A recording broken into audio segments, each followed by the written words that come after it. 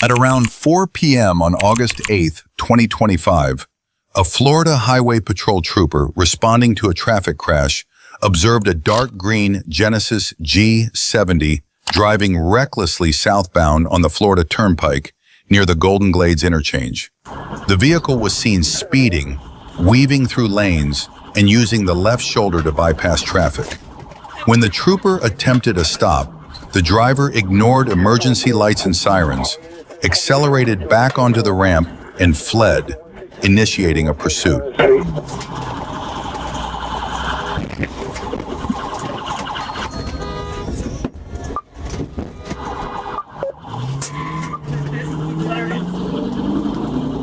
Between 4167 Street, get off ramp.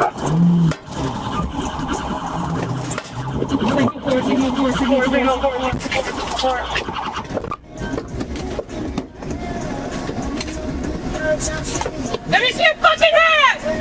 Let me see your fucking hands!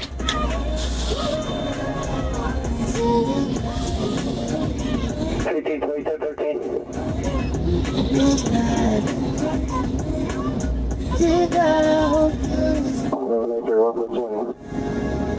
It's at the rest of the beaches. From 95, right?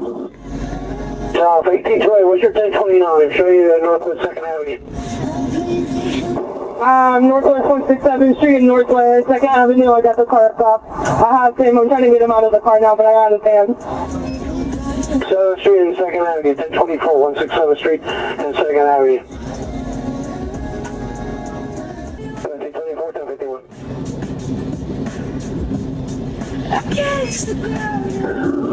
I'm 98, 1050. What's 1013 on all that? You get 1051. She's trying to get in custody at this time. I got 4951 and civil units.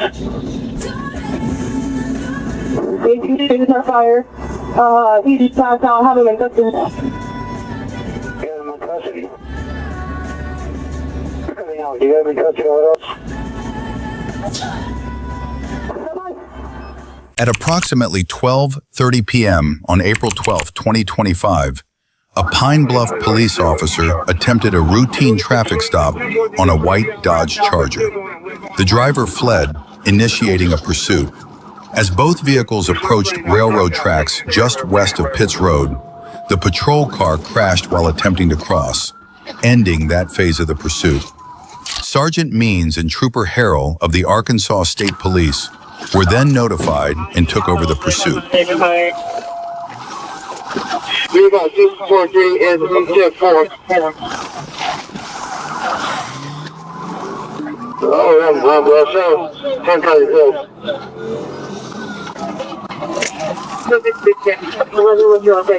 I'm the one who's going to be going on Bearcue. Westbound Bearcue to Boston. It's going to be a white Dodge Charger. Each one is primary, I'm secondary. Let Pine Bluff know we got their call.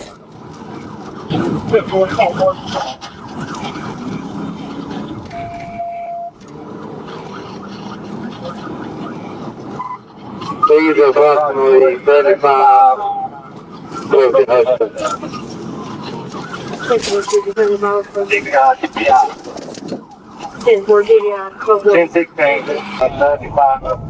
A few minutes later, Sergeant Means executed a precise pit maneuver, sending the vehicle into a tree before it struck two parked cars and came to a stop. The driver was taken into custody immediately. A search of the vehicle revealed a firearm and a small bag containing a white crystalline substance believed to be drugs. The ground, now! On March 15, 2026, at approximately 10:10 a.m., officers responded to a domestic disturbance at the Circle K on Palm Coast Parkway, Southwest. Before officers arrived, a store employee called 911 after a woman with cuts, bruises, and a black eye entered the store and said she feared for her life, locking herself in the restroom. The caller also reported that the suspect, later identified as Cora Reese Hill, was sitting in a silver Chevrolet at a gas pump. When a deputy arrived and approached the vehicle, Hill fled the scene, and officers immediately initiated a pursuit. Copy.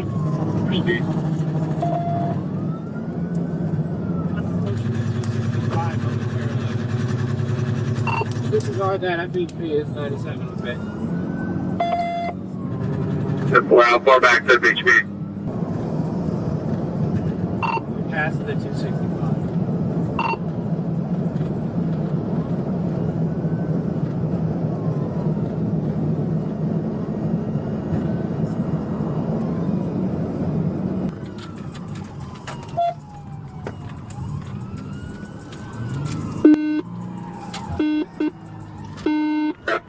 FHP pit.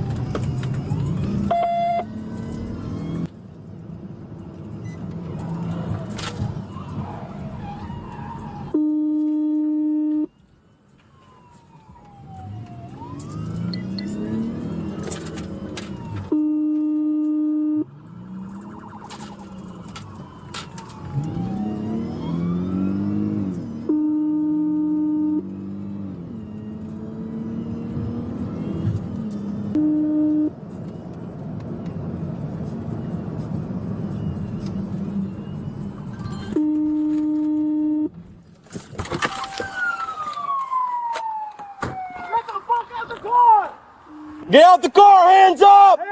Get out the car, hands up! After 2 pit maneuvers, the vehicle was disabled a short distance later. The suspect was identified as Corey Hill, 24, of Sanford, and was taken into custody. Hill was charged with domestic battery, false imprisonment, leaving the scene of a crash with property damage, and fleeing or attempting to elude law enforcement with disregard for the safety of persons and property. The victim told deputies that Hill assaulted her multiple times, pulled out a handgun and pointed it at her head while threatening to kill her, struck her with the firearm, and choked her until she lost consciousness. Hill has an extensive criminal history and was currently out on bond at the time of the incident. At approximately 4:04 p.m. on December 3, 2025, Corporal Antonio May was on routine patrol eastbound on Interstate 40 when he was advised by Troop J that the Morrilton Police Department was involved in a vehicle pursuit. The suspect vehicle was reported to be heading toward eastbound Interstate 40. Moments later, Corporal May observed a gray Jeep approaching at speeds exceeding 100 miles per hour, followed by multiple police units. May activated his emergency lights and took over as the primary unit in the pursuit.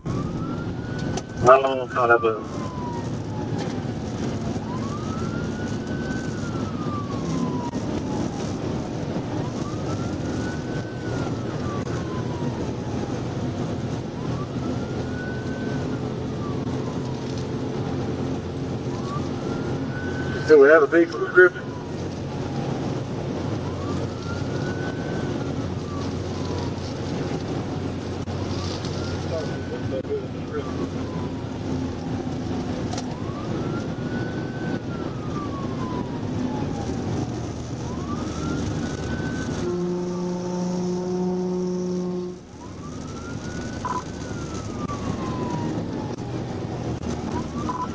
$1340, are you right behind the city units? Yeah.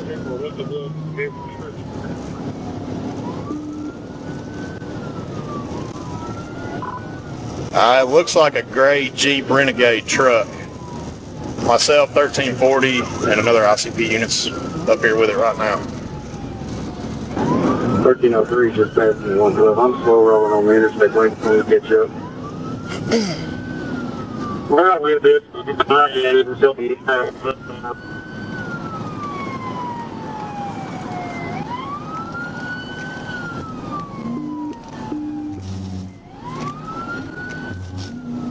We're passing the 112, speeds 80 miles an hour. It is a gray Jeep Renegade truck with black wheels, 511 and a silver Tahoe is its lead right now. 89 miles an hour right now. 1303, I'll take the lead when they catch up here. I got to pick my bird, I believe. Correction, 31. I got it, I'm behind.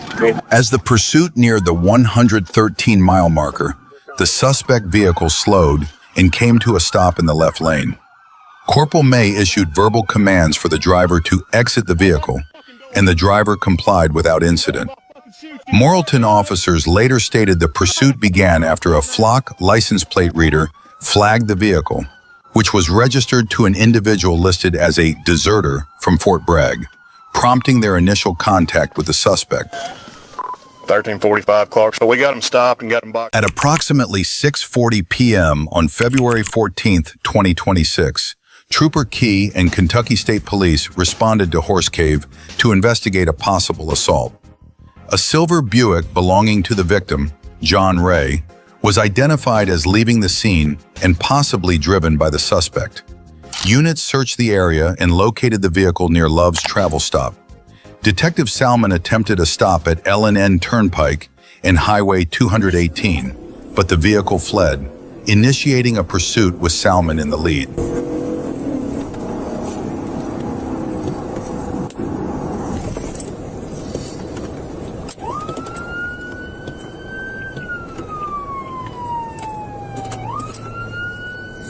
We continue up to 218 over the interstate. And for a copy, continuing out 218, you guys are still towards the interstate or getting on the interstate?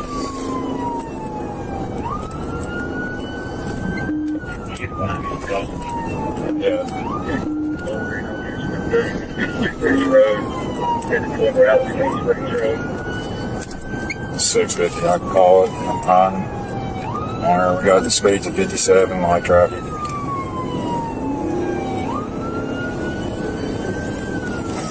Go ahead, 2.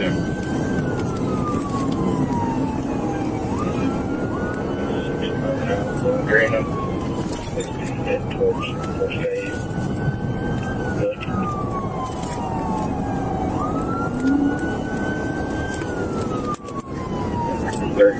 Bowling Green, back up Wildway Road.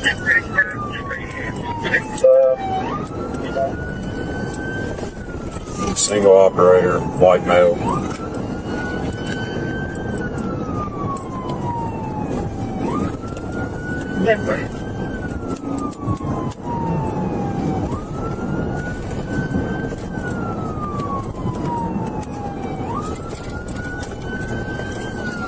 You got 2 airbag cars on the left, one to the right.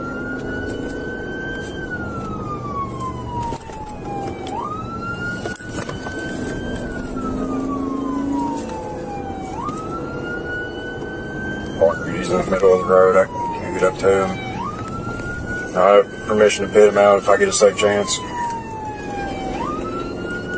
Get behind me, you want it.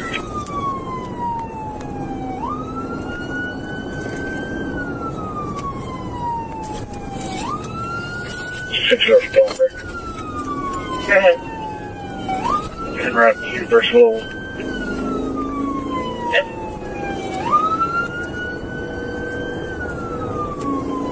Our units headed toward Horse Cave on 31. We're Lake Ridge Road headed toward Mountain National Park.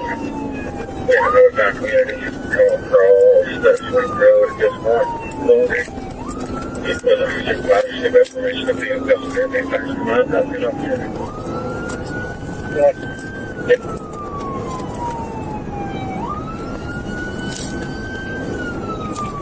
That's visual, what he said. Thank you, stand forward. You're clear. Never interrupted. 2.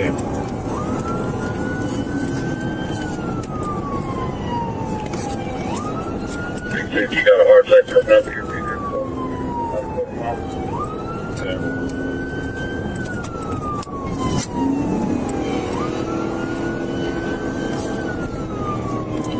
Unit 10, 380 is going to set up on Fisher Ridge with spikes.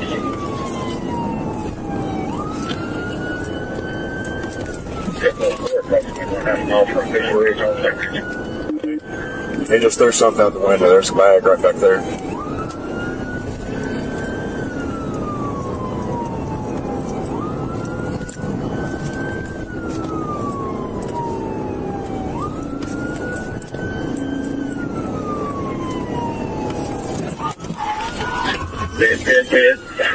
I'll get you numeric when I can. It's off the road. The pursuit continued to the 4000 block of Flint Ridge Road, where Trooper Key successfully executed a pit maneuver, sending the vehicle off the roadway, through a fence, and into a nearby pasture. The suspect immediately fled on foot, but was quickly apprehended after a short foot pursuit without further incident. He was identified as Brandon Wees. Further investigation revealed Wees had a suspended license and no valid driver's license or proof of insurance. A bag he discarded during the pursuit was recovered and found to contain suspected controlled substances. At approximately 4:37 a.m. on April 26, 2026, Trooper Ben Ibarra was stopped at a red light on University Avenue when he observed a gray 2019 Dodge Journey turn from Colonel Glen Road eastbound onto University Avenue northbound while traveling in the southbound lane, nearly causing a head-on collision. Ibarra began following and attempted to initiate a stop, but the driver chose to flee.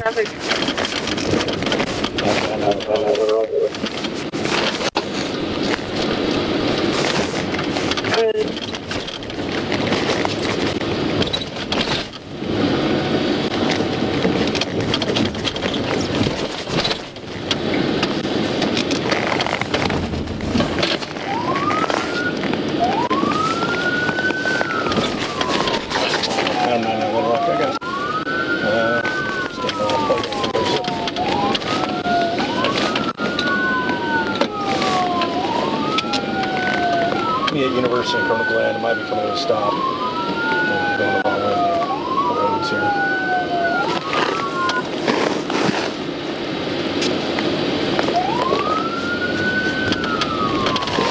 And we're going back northbound on University. 083 Victor King Laurel. 083 Buchanan.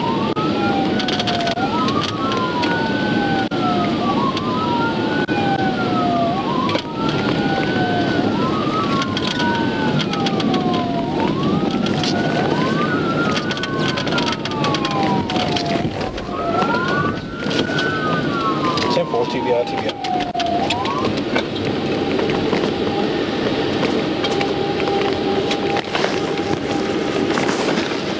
TBI UALR. They still roll a little bit, but he's missing a wheel.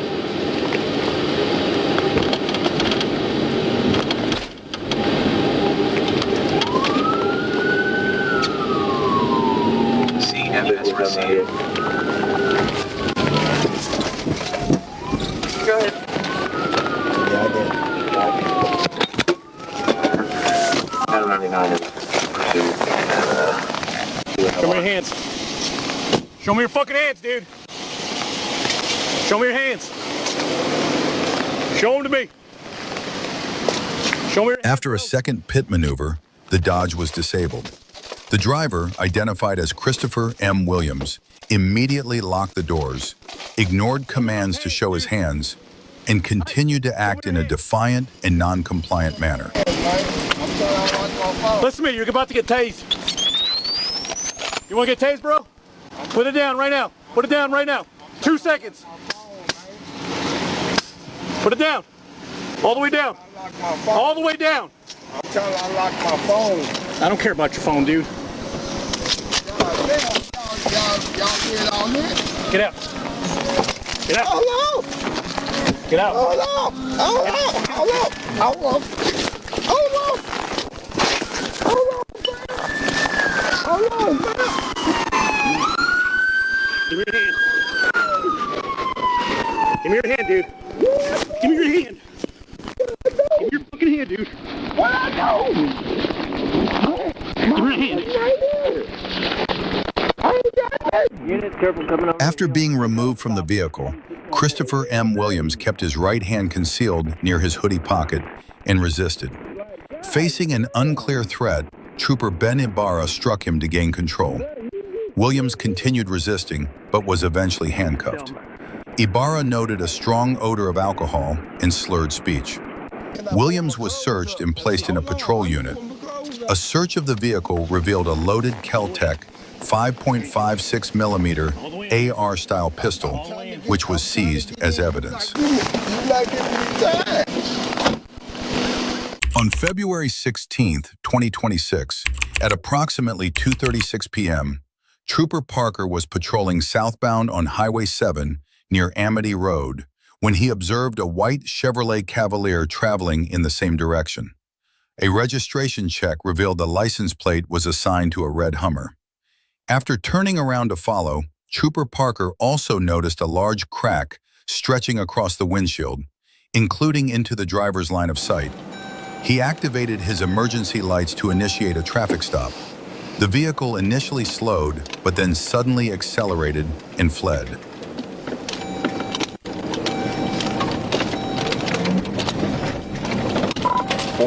Rank 737. Go ahead. Echo Valley, about to turn on to 7 South. It's me a white Chevy passenger car. Adam X-ray Lincoln 55 Tom.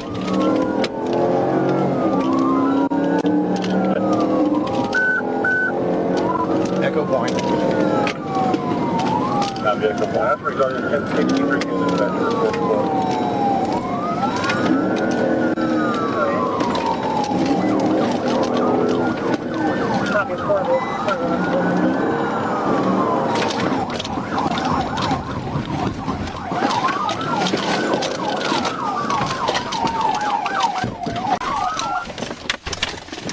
Shove your fucking hand!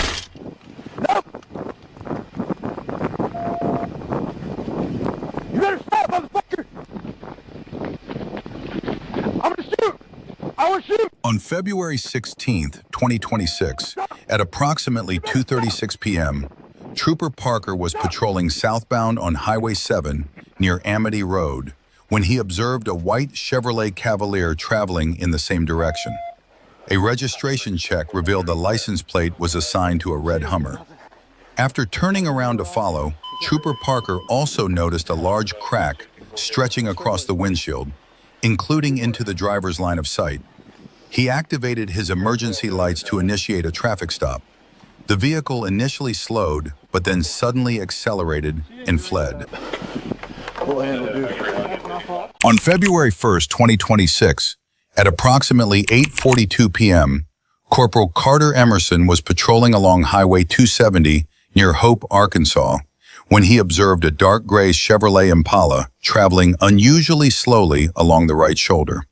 He followed the vehicle and activated his emergency lights to initiate a traffic stop, but the driver failed to stop, continued creeping forward, and then suddenly accelerated away, triggering a pursuit.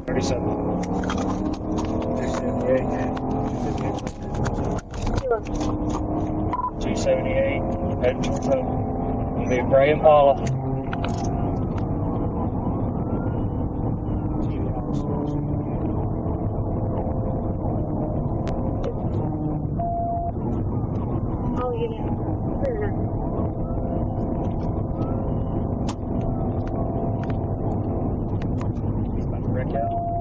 What's going?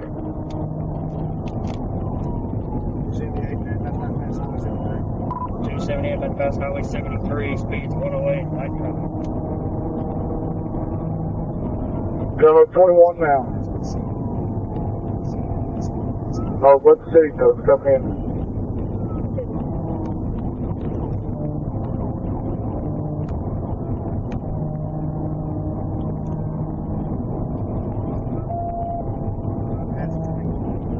Passing 21 now, speeds 119, no traffic.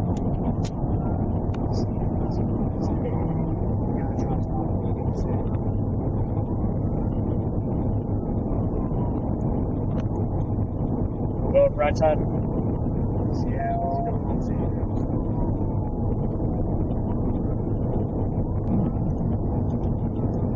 The Impala fled at extreme speeds, reaching approximately 131 miles per hour while repeatedly weaving into oncoming lanes, as the pursuit continued onto Highway 278 and into the City of Hope.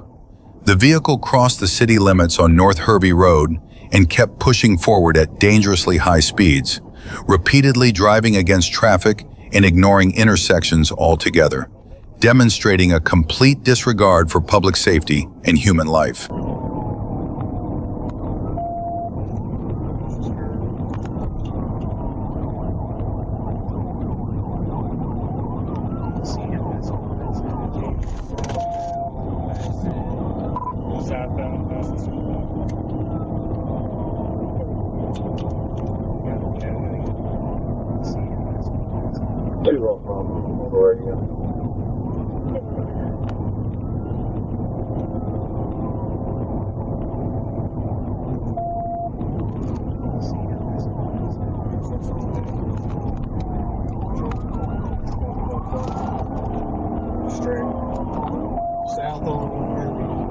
South on her.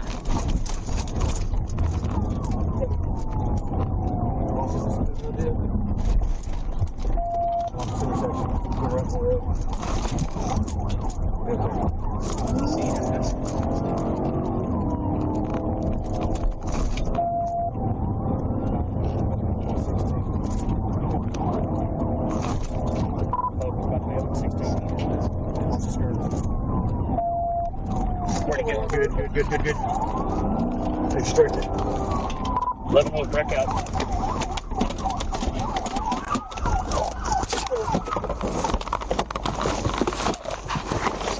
Show me your fucking hands! Get up!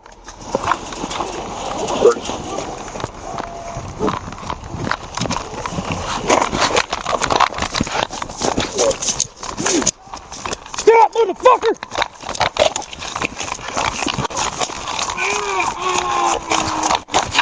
Get on the ground! After the crash, the suspect immediately fled on foot. During the chase, Officer Lowe deployed a department-issued taser, causing the suspect to fall to the ground, where he was subdued and taken into custody after a brief struggle. Later identified as 55-year-old Ricky Golston, and during the arrest, officers detected a strong odor of alcohol on him, which he also admitted to having consumed earlier. At about 3:05 p.m. on September 17, 2025, Trooper Schwantz spotted a blue Ford Mustang with no license plate traveling on Interstate 40 near the 282-mile marker. Trooper Schwantz quickly moved in to initiate a traffic stop, but the driver refused to comply.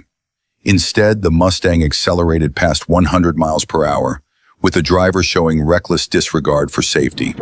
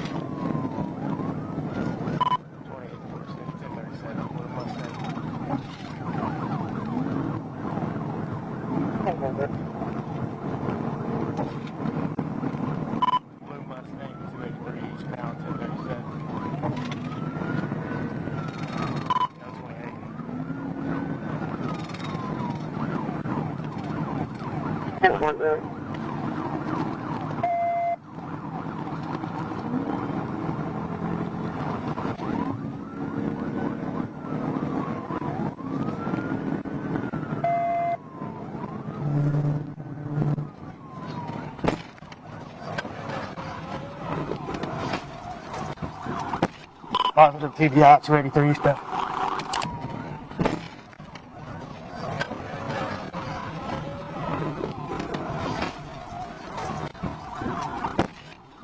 Positive TBI 283 step. TBI, really.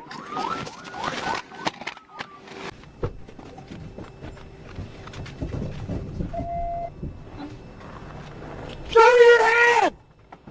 Show me your hand! With both hands on vehicle! Show me both your hands, you will be shot! Is anyone else in the vehicle with you? You the only one?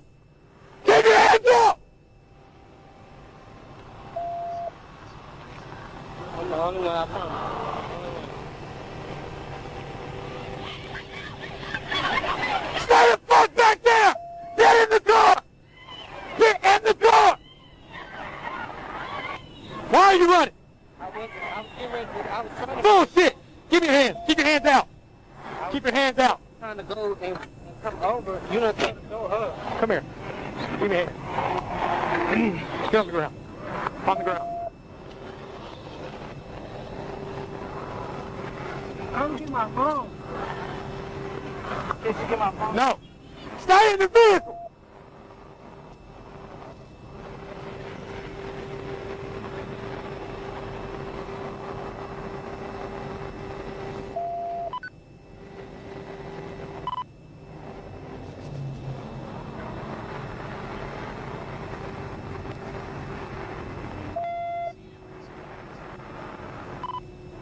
Twenty-eight, 4-6, Circle's clear.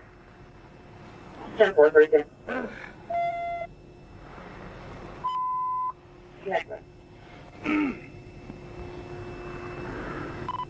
I got a blue Hyundai behind them that's with them. You got any weapons on you? I got my 10-4, 23, correct? my gun. It's in 25, direct. 10-4, Roll over real quick. I'm gonna sit you up, okay? One, I'm on 3. I'm gonna have you get up, okay? Yeah, 1, 2, 3. Yeah, I'm gonna walk you over here, all right? she's gonna press charges. I'll put you in my car. You got any weapons? She is 10-19 to... Just over a minute into the pursuit, Trooper Schwantz successfully executed a pit maneuver near the 283 mile marker, causing the Mustang to collide forcefully with a guardrail before coming to a stop. The driver, later identified as Jamarius D. Butler, complied with orders and was immediately taken into custody. A search of the vehicle revealed a handgun and a small bag containing approximately 1 gram of cannabis. Authorities also discovered that Butler's driver's license had been suspended. 28, 4-6, we got... Get the next call. At approximately 11:15 p.m. on March 6, 2022, Trooper Ennis was patrolling Fulton County when he observed multiple vehicles driving recklessly in the parking lot of the Greenbrier Mall. As Trooper Ennis and several other troopers moved in, a large group of vehicles scattered in multiple directions, prompting him to lock onto a black BMW traveling at a high rate of speed and initiate an immediate pursuit. Still on Greenbrier. Coming up to the bar, the red.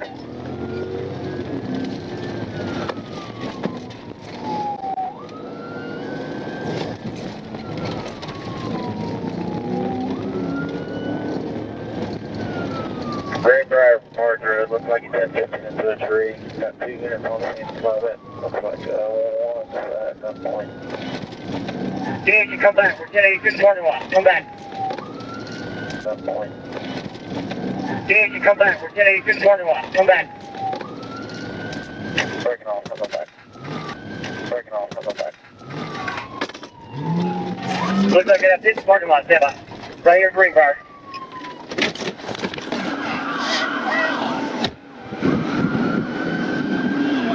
After the pit maneuver was executed, all occupants were removed from the vehicle and taken into custody without further incident. The passenger was released at the scene, while the driver was transported to the Atlanta City Jail and turned over to intake personnel.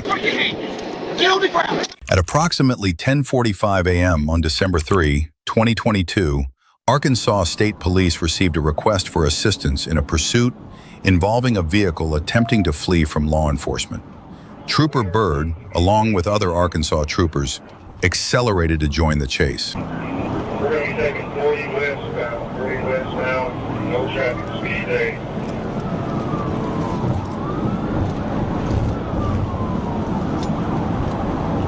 Yes, we're going to continue 40 westbound, speeding about 80, no traffic.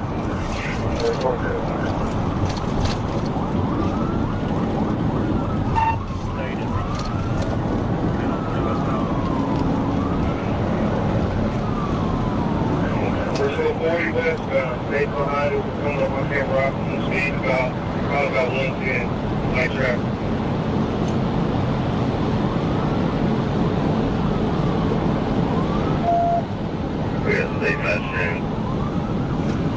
After a few minutes, Trooper Bird caught up to the pursuit and quickly requested to take the lead position in order to perform a pit maneuver. Joey, check up all the exits. Speed, 80.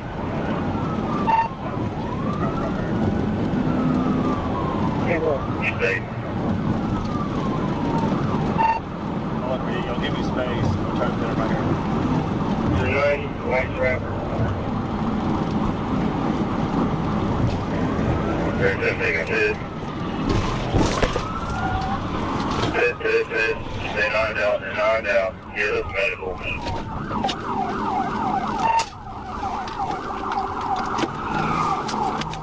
Where you at?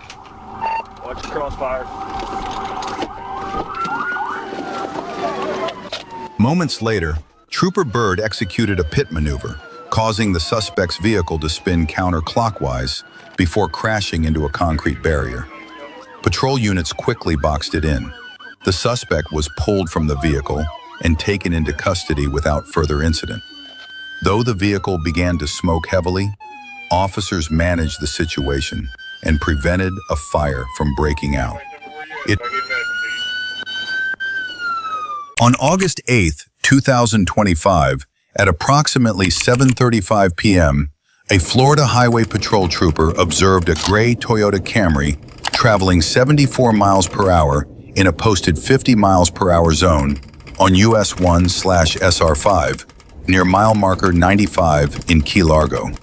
When the trooper activated emergency lights and siren to initiate a traffic stop, the vehicle briefly slowed but failed to stop, then fled southbound, initiating a pursuit.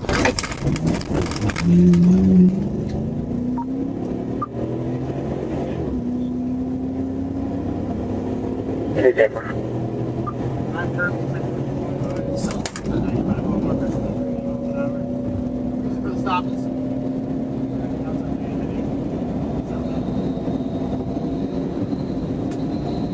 That's 92. Deborah, 1680, you're at 92. 1684, not the 92.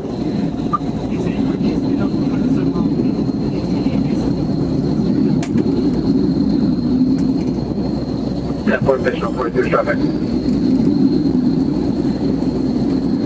Station 8 for your vehicle description.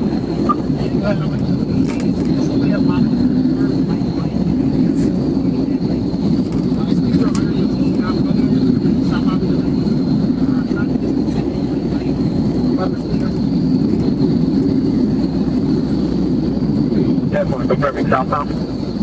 Yeah, that's something we're coming up right now on the 90 sound. Inside lane. Traffic light over here. Tapper, any additional units in the area, guys? 31, 51, come down 94. Red light at Burton, red light at Burton. Bring for a pit, one available. We're southbound Burton Drive, we're about the 92 mile marker. We're still in the outside lane. Correct, inside lane, we're in the outside lane. Tapper, outside lane, southbound 92. I'm going to be going for a pit as soon as the traffic is clear. During the pursuit, the suspect accelerated to speeds of up to 120 miles per hour.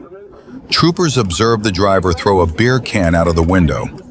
Although officers attempted a containment maneuver to stop the vehicle without causing damage, the driver remained defiant, broke free, and fled again. We are unsuccessful pit from 1684. We're still southbound. I'm going in for another one as soon as this traffic's clear. Tapper, unsuccessful pit from 1684. 1684, I lost my position. I'm just looking at my either drop something out the window. It looks like a beer can. He's possibly sitting in one Miami. Tapper. I'm sure southbound out from Custer Town. Approximately the 90 mile marker. We're going over Tavier Creek Bridge. If you haven't advised 749 that we're coming in Alabama. Tapper, they're 48. Traffic is slowly, speed 78 miles an hour. Let's go. Attach the flip part. from my car if you want me to continue.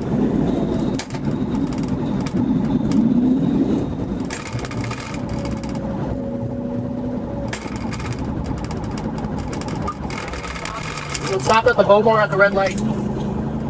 He's running the intersection, Miami. We're still southbound from Beaumont. Stop at the mobile. We're still at 31, going southbound 90 miles. Yeah, we're southbound at the 90.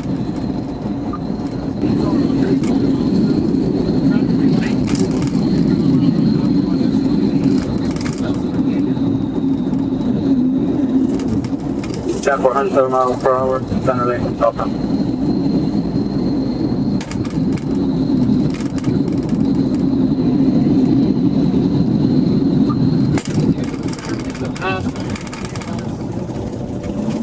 We're coming up to this construction zone, so we might have to signal coming up to this construction zone. Yeah, we're Alright, Miami, he's passing in the center lane again. That's traffic, 80 miles per hour. Denver.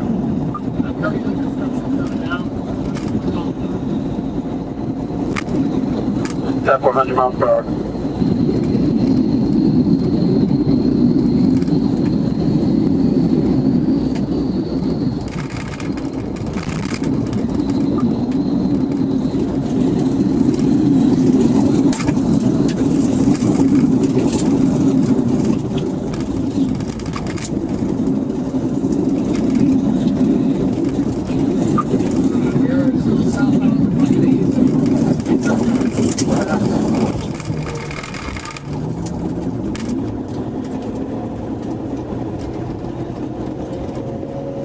Hey, I've passed 1049 units. Do they know if this 1039?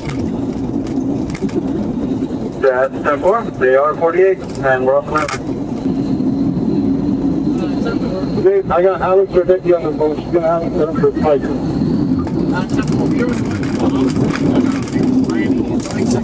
After about 6 minutes of pursuit, deputies with the Monroe County Sheriff's Office deployed spike strips near the 87-mile marker, flattening multiple tires on the suspect vehicle.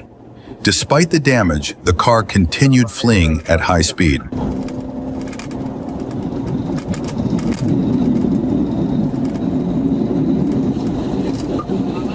Get the spikes, I'm not sure.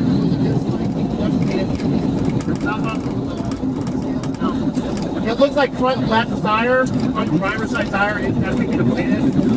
I'm still fast. Going southbound from Robinson, 86 mile per hour.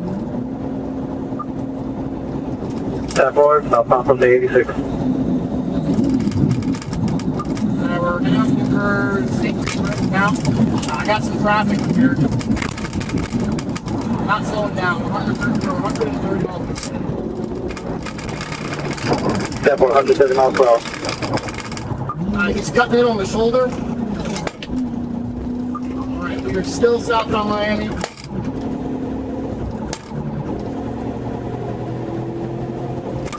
One available on the going from pad. We just got heavy traffic. I'm going to be honest.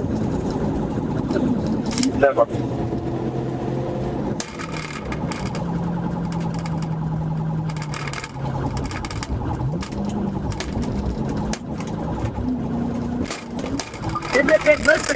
Good pay.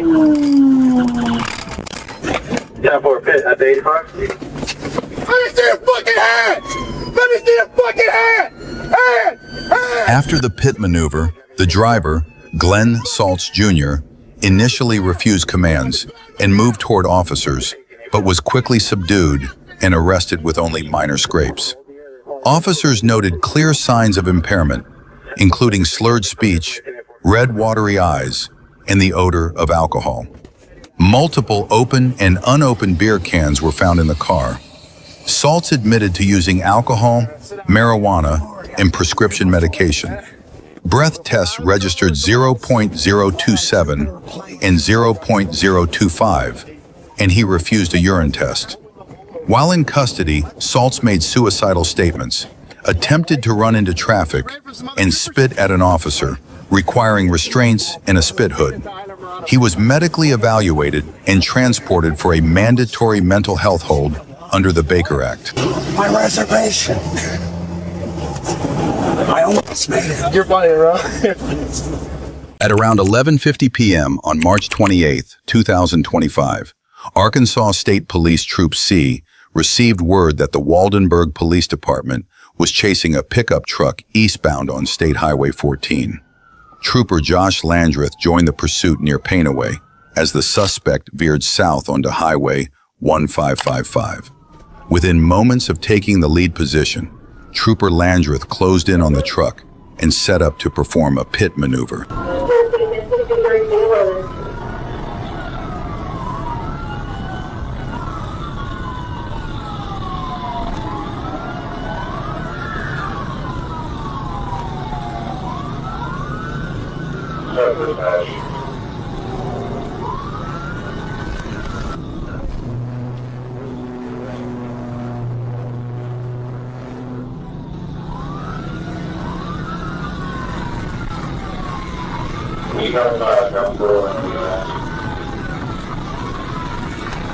So, will you give me updates on what's going on? My heart is not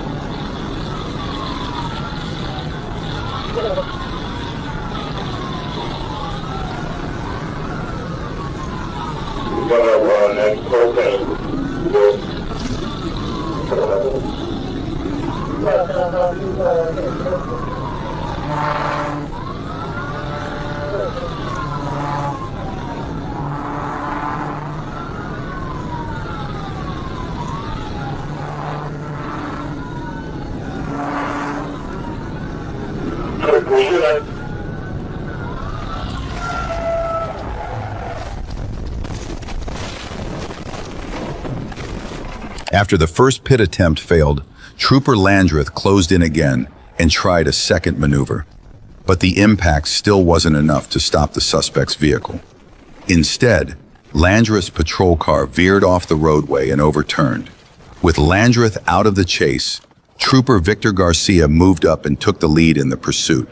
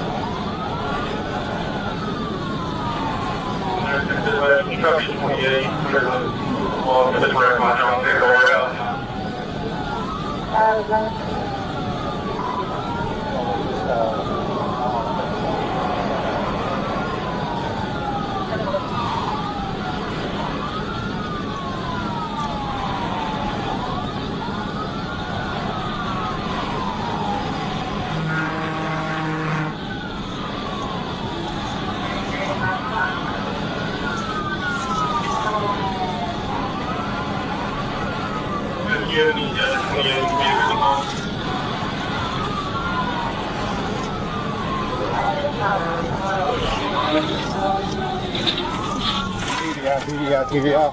Come on over. Come on.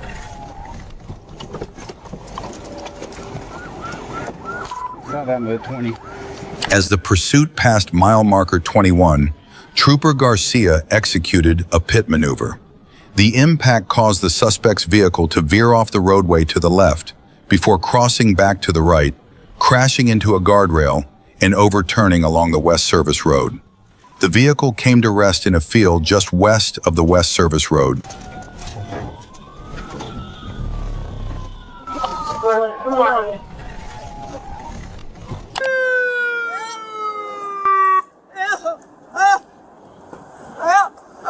Crawl. Come on, get down. Crawl. Was that a passenger? There should be another one in there, shouldn't there? There are two people in there? Yeah.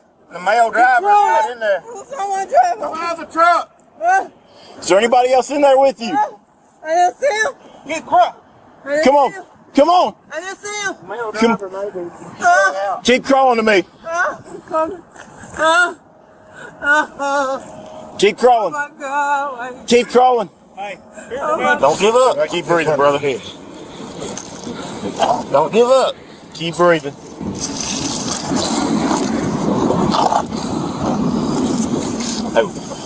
I don't know what kind of wound we have here, but we may need to. I got you. Pick his head up just a little bit. Slide here. Keep breathing, my man. Keep breathing. Keep Come on. You got keep it. breathing. You got dude. this. Yeah. You got it. Keep breathing for us. Come on, man. Keep breathing. You got this. Slide that through. Keep breathing. Slide that through over there. I can't. I got his head up. The suspect, identified as 36-year-old Ravale Murphy, was pronounced dead at the scene after being ejected from the vehicle during the pit maneuver. He was not wearing a seatbelt. A female passenger who was wearing her seatbelt sustained minor injuries. Trooper Landreth also suffered minor injuries during the initial pit attempt. Interviews with officers confirmed that the pursuit began after Murphy was stopped for speeding and driving without a license plate. He provided a false name and fled as the officer returned to his patrol car. The consequences of his actions proved tragically severe. At approximately 10:01 p.m. on November 22, 2025, Trooper Justin Parrish was conducting a routine traffic stop along a rural roadway in eastern Arkansas when a Lexus sedan suddenly sped past his patrol unit at a dangerously high speed. Recognizing the threat to public safety and the severity of the driver's behavior, Trooper Parrish immediately disengaged from the stop, returned to his vehicle, and accelerated after the Lexus.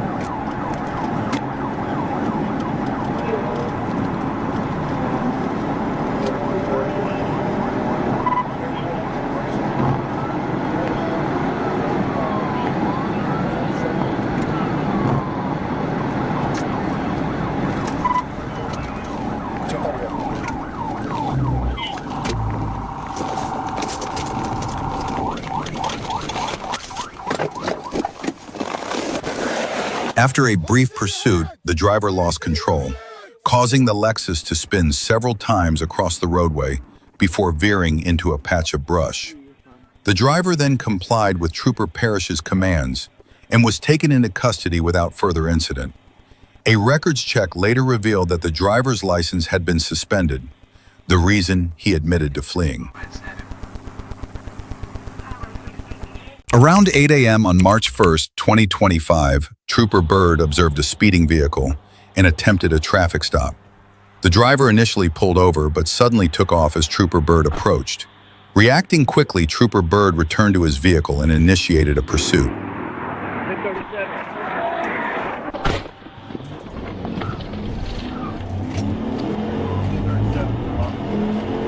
1037, we're taking run barrel.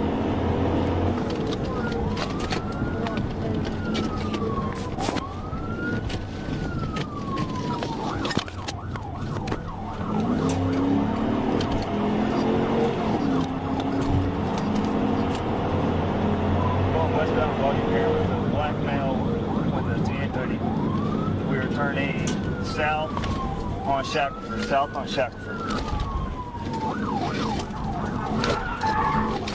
Come on, car.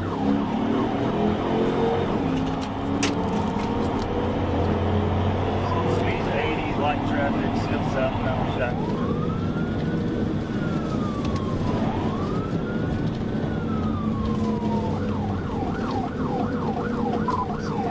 That 28 is Arkansas Avenue on Charles, 134.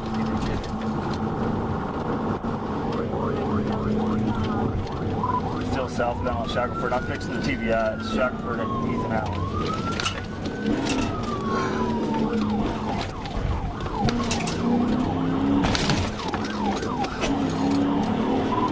LTVI. Continuing southbound on Shackelford. Heading toward Orange.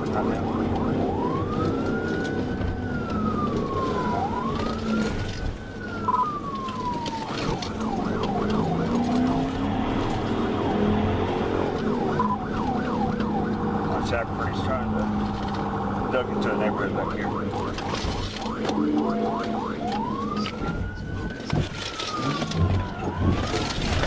Stop.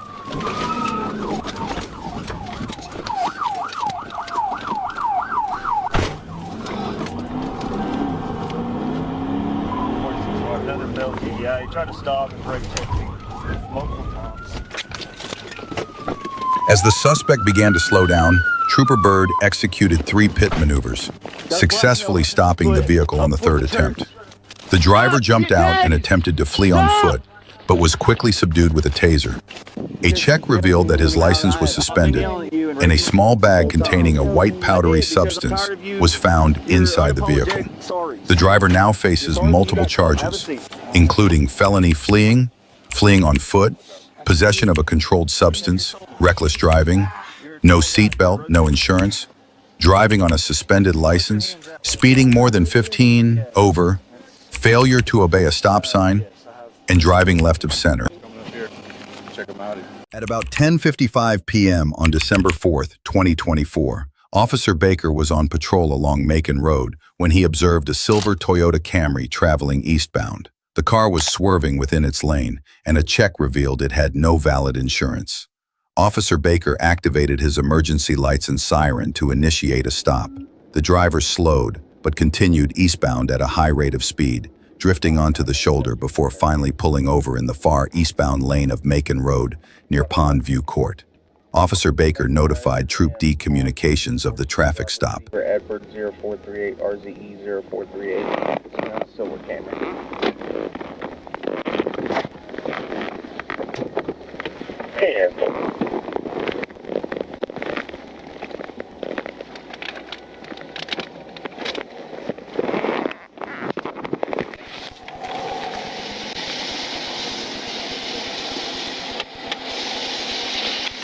In the next incident, a driver led police on a high-speed chase that ended in tragedy.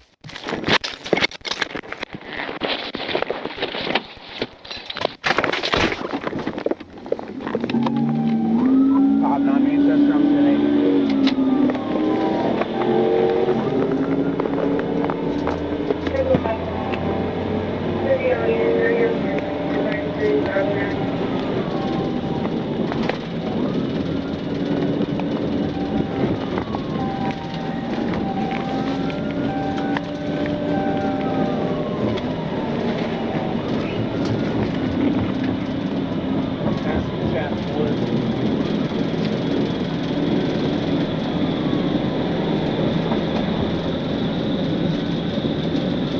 Coming up on a red light. Slowing down, traffic left. Stopping, good right. One car ahead of us.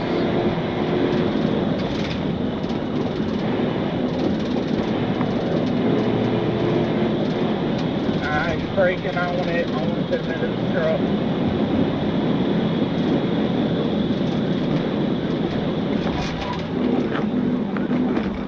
He brake checked me on the 510, good contact.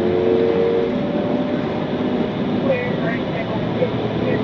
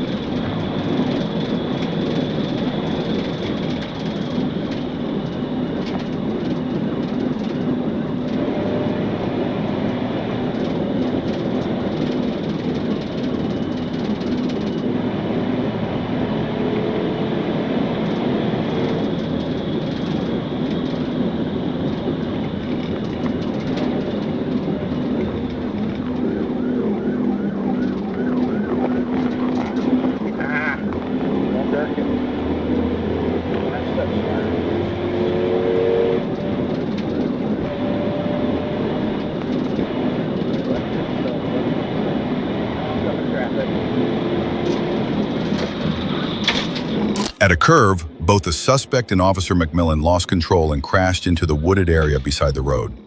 The crash left both of them seriously injured, but with non-life-threatening wounds.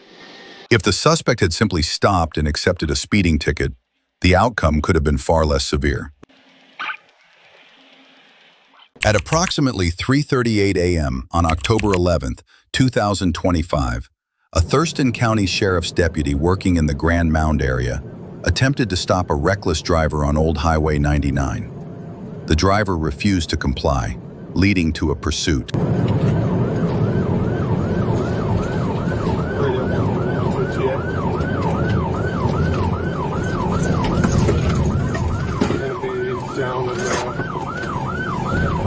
Southbound direction, northbound off ramp. Okay.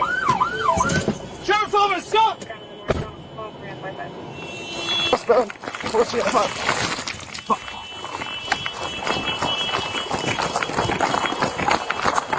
142! Radio 1, David 102.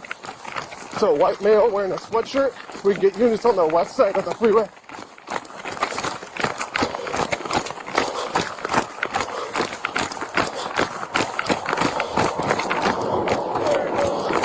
He fell.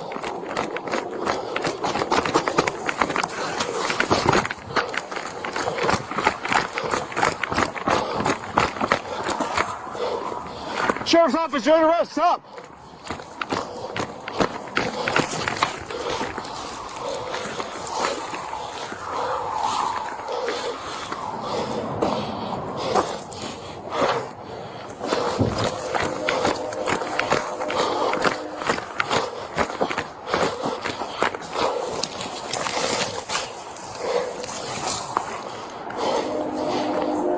I'm with you. After a brief pursuit, the driver became trapped while trying to climb a barbed wire fence and was taken into custody without further incident. The suspect was found to be heavily intoxicated with an open bottle of alcohol inside the vehicle and was also wanted on a prior DUI warrant. After being medically cleared, the suspect was placed in the back of a patrol car where he vomited on the deputy's pants and boots before continuing to throw up in the rear seat during questioning. On May 23, 2025, at approximately 4:51 p.m., Trooper Duncan responded to a reported disturbance between a mother and daughter. While en route, dispatch noted that one party might have been coughing or choking. Upon arrival, Officer W. Williams advised that a black passenger car had just left the scene. Trooper Duncan located the vehicle near Live Oak and Lynch Drive. He observed its paper tag was unreadable and damaged. When the vehicle turned onto Lynch Drive, Trooper Duncan activated his emergency lights and siren to initiate a traffic stop for the tag issue and to follow up on the disturbance. The vehicle slowed near 7001 Faulkner Lake Road but never fully stopped. Trooper Duncan saw a single occupant with dreadlocks before the vehicle suddenly sped off eastbound on Faulkner Lake Road, reaching speeds over 100 miles per hour and endangering public safety.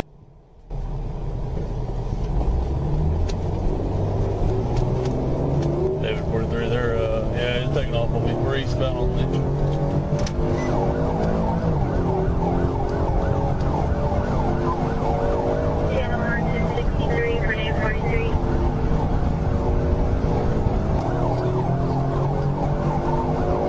Expired paper tags on it.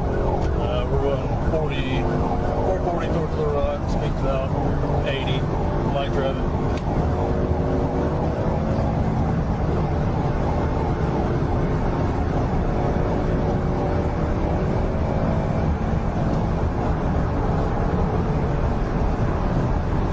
The pursuit continued past the airport exit, with a suspect vehicle reaching speeds up to 125 miles per hour.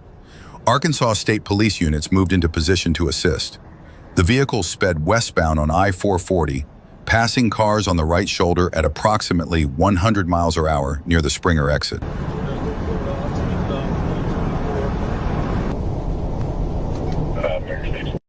As Trooper Duncan continued east on Dixon Road to turn around, he came upon a rear-end crash near the 1200 block and saw the suspect vehicle wrecked in the yard of 1224 Dixon Road.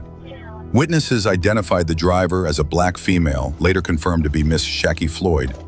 Trooper Duncan drew his weapon and ordered her to the ground. Once she complied and he saw both of her hands, he holstered his weapon and took her into custody without further incident. Around 3 p.m. on March 26, 2015, police received a report that a black Toyota Tundra and a wallet had been stolen by a man armed with a handgun. The vehicle and suspect were later located in Lee County, where officers initiated a pursuit heading back toward Albany. The chase continued onto Newton Road, crossed into Baker County, then circled back to Albany. Once back in the city, the pursuit moved along Gillionville Road and onto North Slappy Boulevard. He is slowing down. Slow down there. 60 miles an hour. He just the road, North County. I'm taking care of that metal wood right now.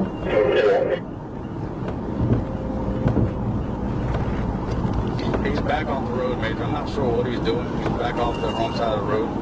Our speed is down to 45 too.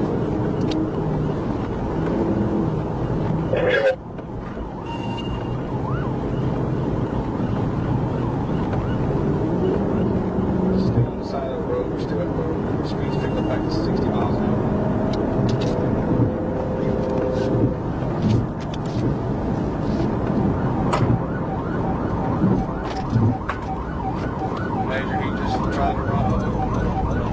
As the suspect turned onto Gillionville Road, he cut across a dirt section at the intersection before continuing eastbound. Moments later, an officer attempted a pit maneuver, but the effort was unsuccessful. The suspect's behavior grew even more reckless, posing an increasing threat to the public.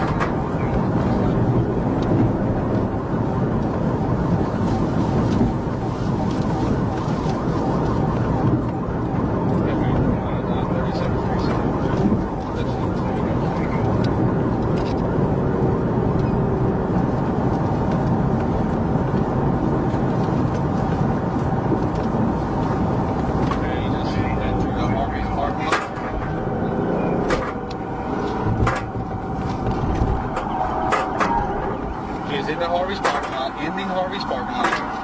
10-12. Walk back.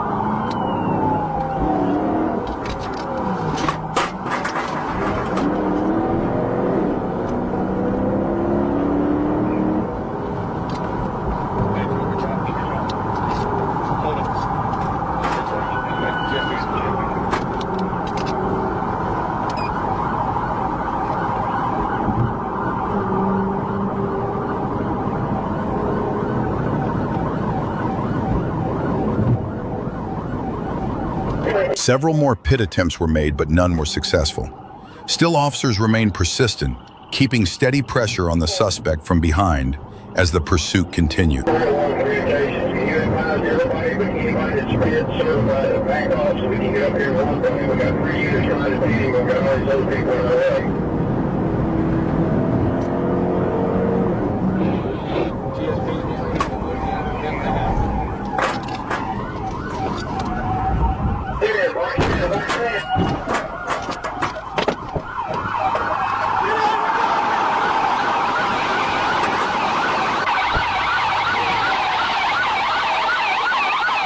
In the 2500 block of North Slappy Boulevard, an officer successfully performed a pit maneuver, spinning the suspect's vehicle counterclockwise and allowing patrol units to box it in. Believing the suspect was armed, officers broke a window, pulled him from the vehicle, and took him into custody. The suspect, identified as 22-year-old William Brian Owens, faces charges including motor vehicle theft, armed robbery, multiple counts of aggravated assault on police, and more. He was also wanted by NYPD in connection with a burglary at 516 Baldwin Drive. Both the stolen vehicle and a firearm were recovered at the scene.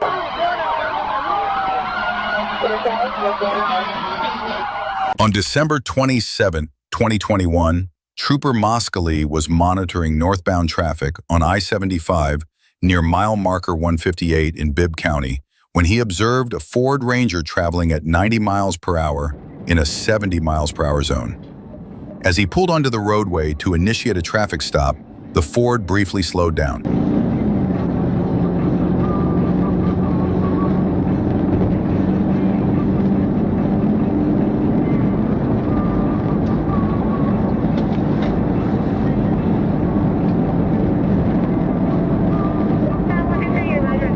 As Trooper Moskally approached the Jennifer Drive overpass, he activated his emergency lights.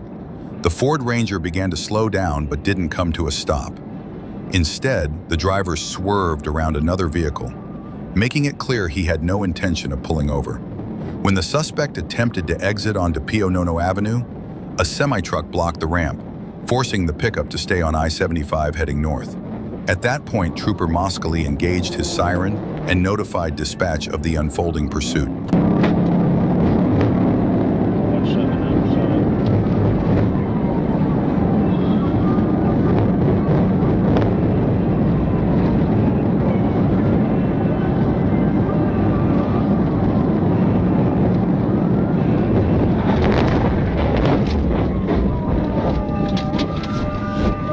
Seven off 5.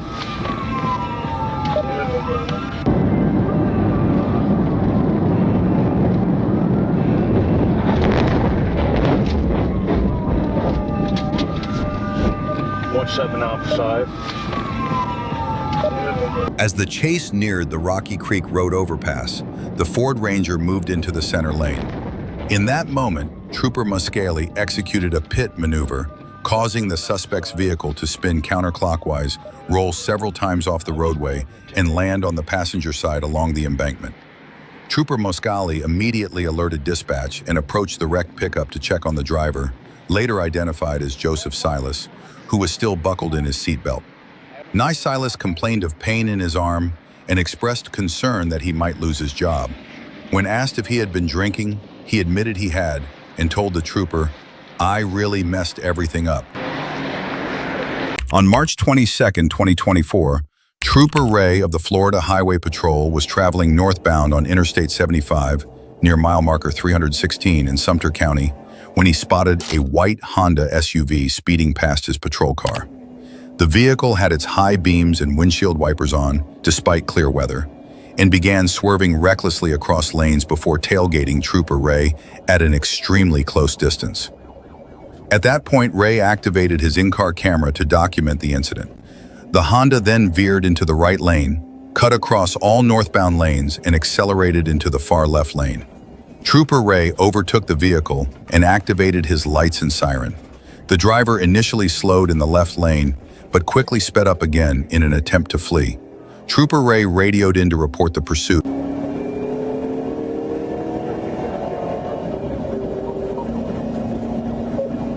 also need a description of that vehicle.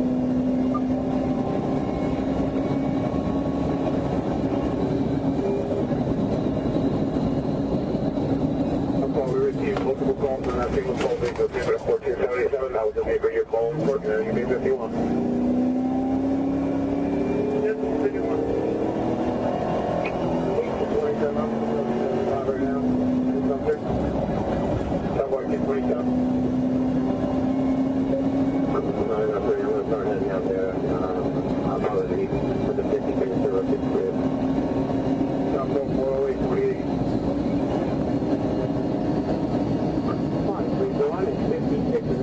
What do you got?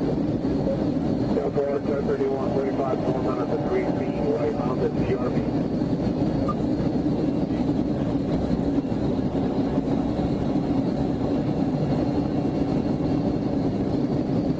I got a vehicle passing on the shoulder, 110 miles an hour. What's your current on mark right there?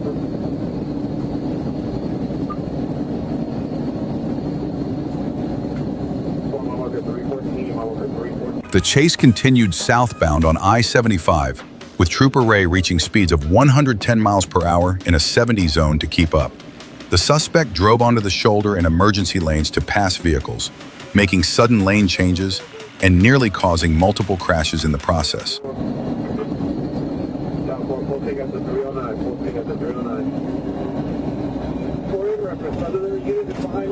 Everybody stay off the radio. We are 1033 traffic.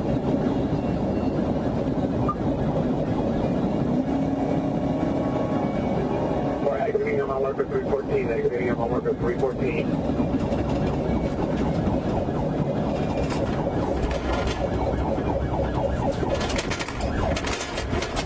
Tempo water drop conditions at this time.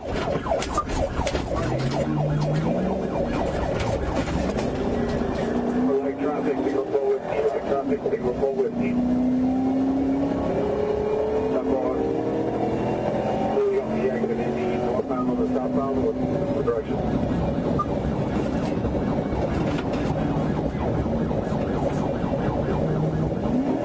Stop on eastbound 48, signal forward, eastbound 48, 75.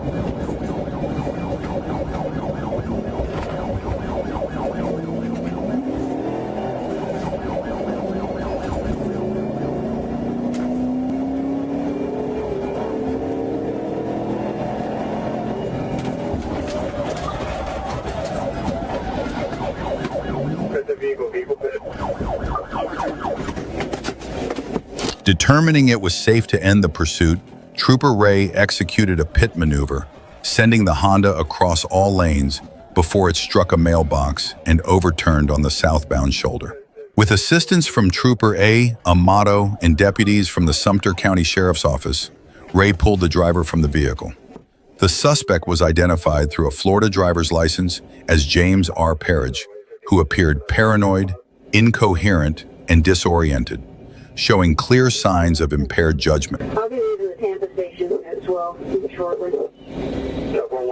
At about 12:35 a.m. on December 8, 2024, Trooper Ashley Regal was conducting speed enforcement on Interstate 10 near mile marker 199 in Leon County when she clocked a white Lincoln Town car traveling 103 miles per hour in a 70 zone. When she attempted a traffic stop, the driver refused to pull over, sparking a high-speed pursuit eastbound on Interstate 10.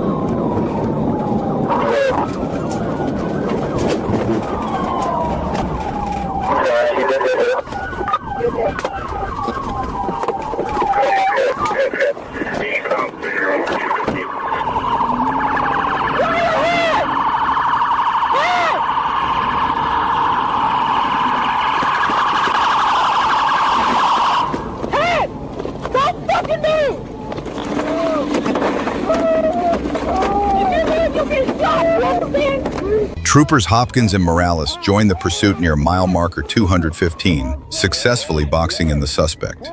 Trooper Regal then executed a pit maneuver, sending the vehicle off the road and into a tree. The driver, identified as Blackburn, was taken into custody without further incident. A search revealed a digital scale with suspected cocaine residue on his person and another scale inside the vehicle.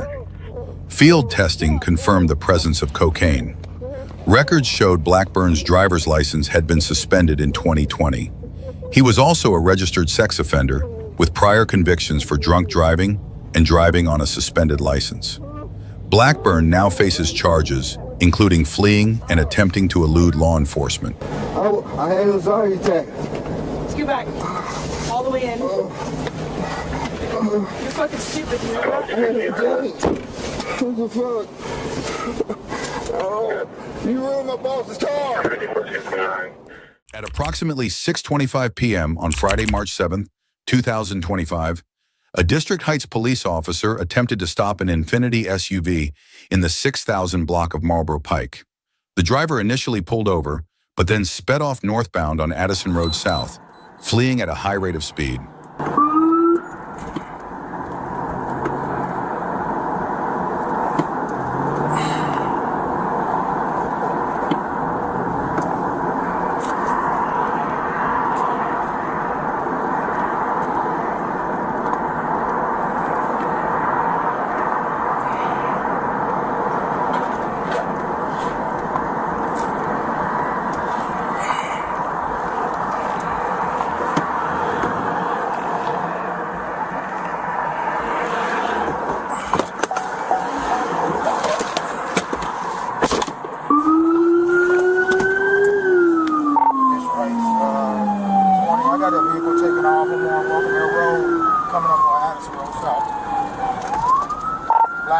Infiniti SUV.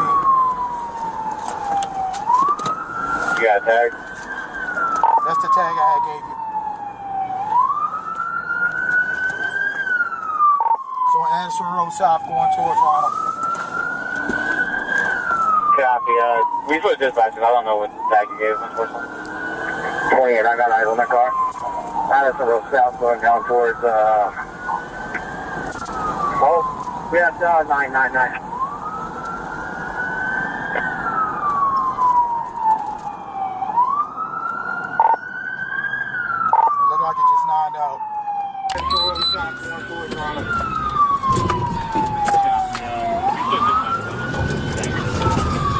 I got eyes on that car. Addison Road South going down towards,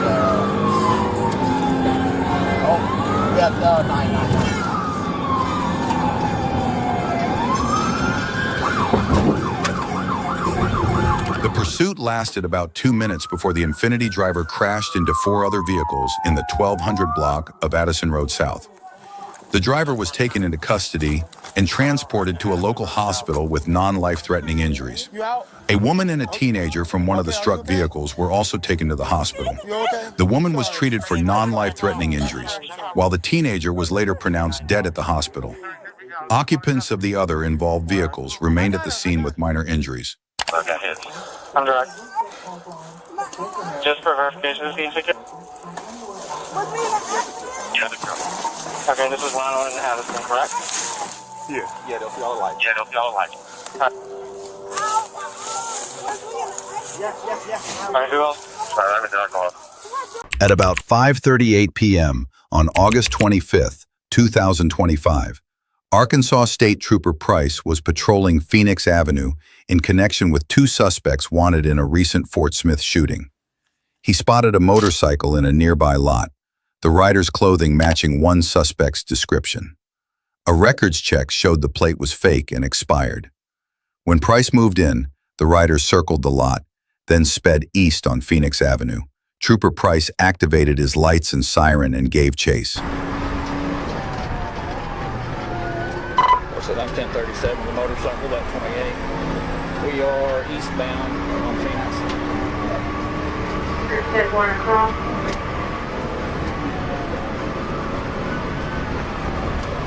We're 10 seconds away.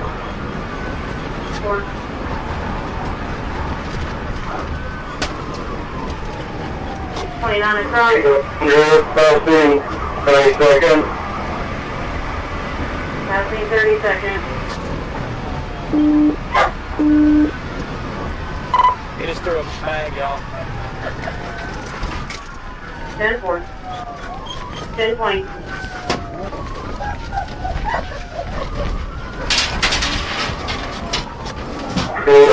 Eastbound on Phoenix, passing Greenwood. 10-4, down on Phoenix, passing Greenwood.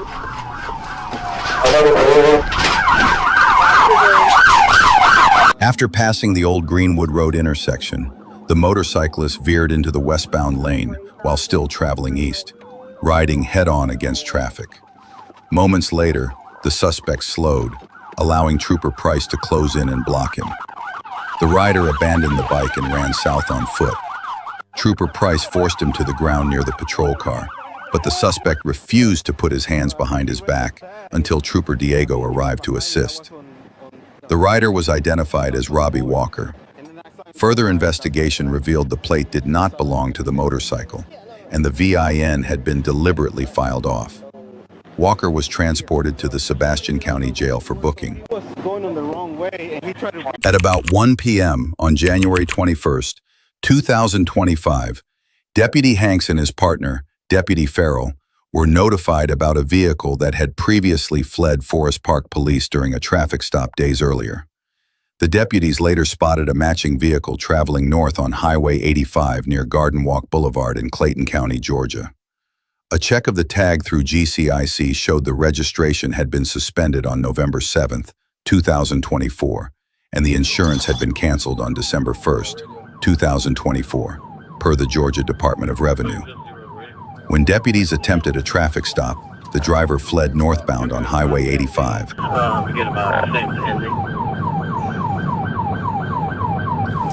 We're approaching Airport South Park Road.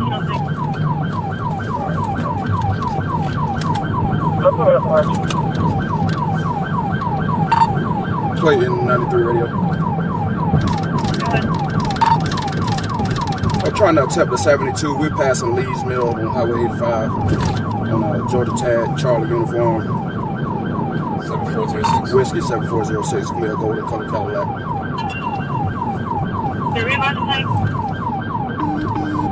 Charlie uniform whiskey 7406.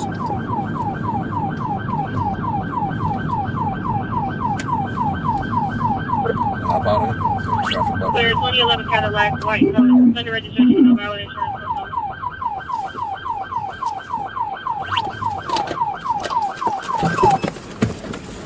Stop the car. Took off. Took off. I got one taking off on me. We're gonna be flag down GSP.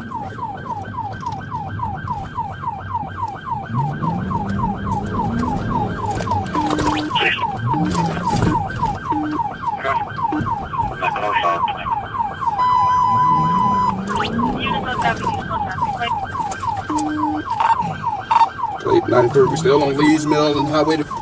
Damn! I got you. Okay, y'all get off the radio. Lee's Mill approaching Forest Parkway, speeds are about 50 miles. Are you the person? That's affirmative. We're on Forest Parkway, approaching 75. During the pursuit, the suspect repeatedly used the shoulder to pass other vehicles, at times nearly causing collisions. Realizing the car posed a serious danger to the public and could not be stopped safely otherwise, deputies decided to use a pit maneuver to end the chase. It'd be reckless driving. Traffic charges as well. Time and field of I'll get a GSP system.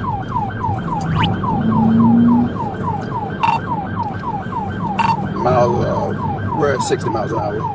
Still on the underground, heading towards downtown now.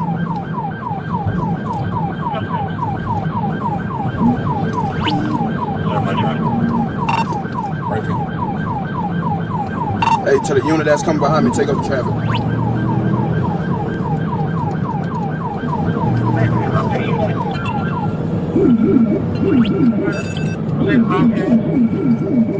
Down to 25. I'm just trying to clear up for a bit. Okay, 25 where? 285 approaching eastbound. Augusta Greenfield getting on to 285 right now, radio. Okay. These are 6 miles. What's up, man? After you about 6? Pit recover. We're back in pursuit. 285 east. 285 east, speed, right? Traffic.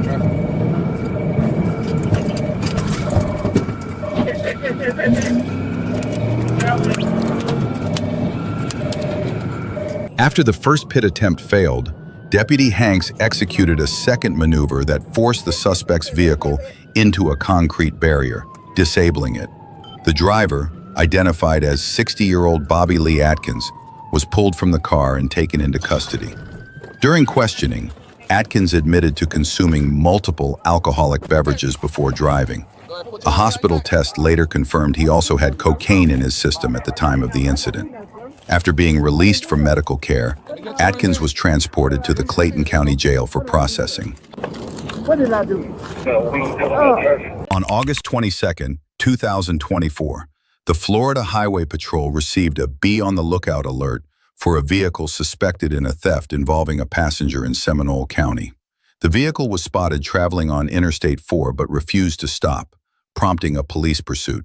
The chase reached speeds of approximately 75 to 85 miles per hour. 947 is up by I-4. Attention all units at this time. We're going to be patched in with Seminole County, so... I'm passing the 101.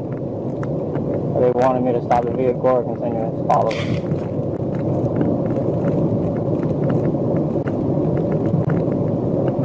Seminole County, anybody on this channel that can advise?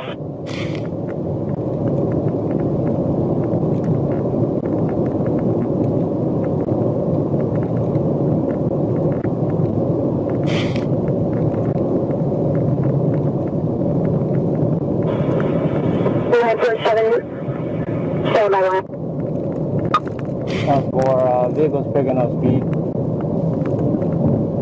Again, it's not fleeing at this time. We're going about 74 and 65.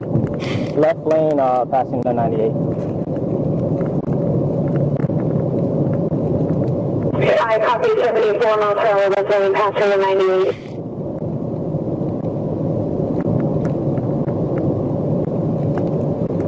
West County, any I-4 units up ahead? I don't see any in the area, the shift change. 15, I'll be at 90, what's up? I copy 15. Passing the 99. Copy, passing the 99, what's speed and how? 83, 84, again, just following it right now. I haven't lit it up yet, but it is picking up speed.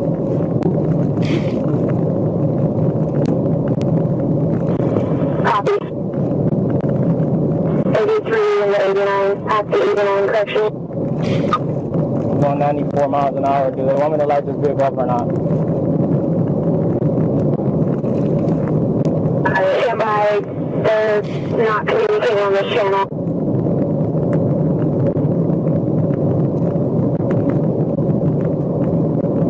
I think she dispatched to Seminole County. I have a trooper directly behind the vehicle. Are you lighting it up? I'm 1031. The units, including one marked patrol car and two unmarked police vehicles, attempted a boxing-in maneuver to force the suspect to slow down until he had no choice but to stop. The tactic initially worked, reducing the vehicle's speed, but the suspect proved reckless, repeatedly swerving and trying to slip through the officer's formation. It was clear he was not going to give up easily. 937, if you can update your 1020 with me. It looks like you're passing the 90 right there. Yeah, that's 10-4. How's speed and traffic conditions? Traffic is light. I'm right at about the 94. Copy, light traffic at the 94. You have some units coming up in the next mile. 10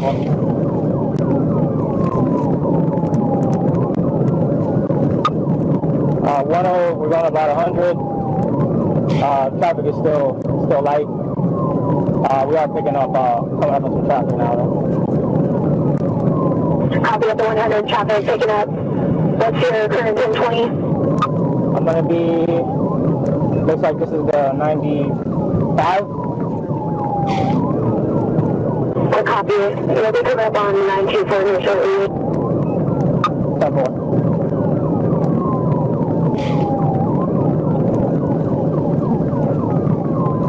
Vehicles on the right shoulder. Copy, vehicles pulling over onto the right shoulder or driving on the right shoulder? 54, driving on the right shoulder. Copy, vehicle driving on the right shoulder.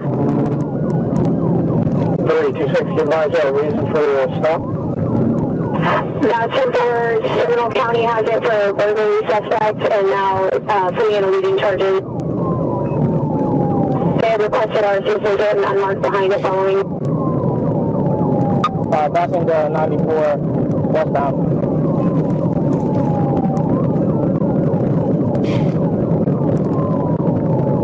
Units up ahead, I need you to maybe start slowing down the traffic.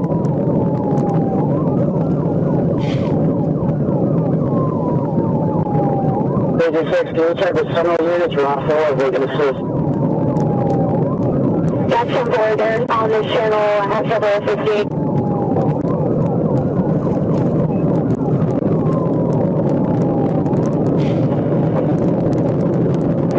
We're going to keep work at 48, 48 with reference to slowing down traffic in the area.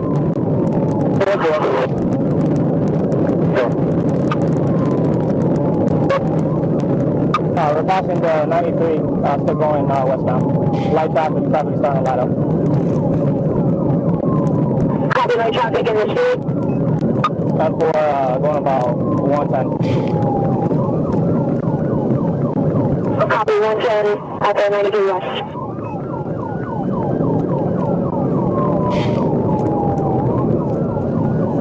Just start slowing them down, guys. I see your lights. He's coming up on the right shoulder. He's getting off at the 92. Copy, exiting at the 92.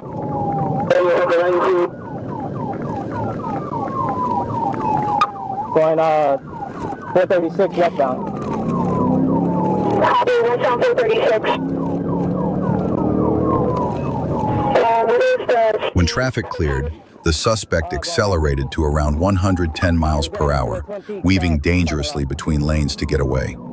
He exited the interstate at 92 miles per hour and drove into the Twin Peaks parking lot, only to circle back and re-enter the highway. At one point, he even traveled westbound in the eastbound lanes before correcting himself. Copy, service over down 436. Traveling back towards I think. 54, now he's going back west on 436. Going west on the eastbound lanes, confirming. 54, he's correcting himself. Copy, vehicle corrected, going west on the westbound. 336, going that way. 10-4,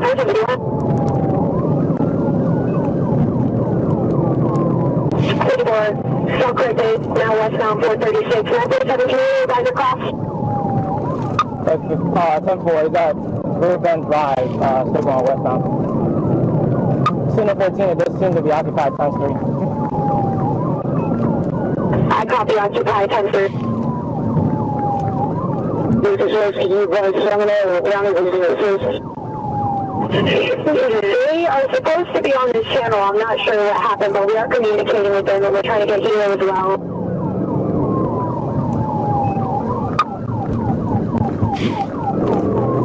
Center 14, we're coming up to Maple Street. Copy, that's on 14 Maple Street. Couple. Hang on, 51. I copy 1116, K 51.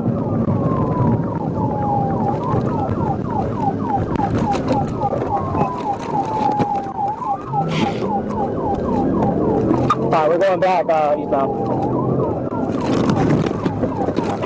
Copy. Just attempted Springfield pit. I copy, you're going back eastbound now. 10-9, the rest of yours, last chapter. Just try to put the vehicle for a pit.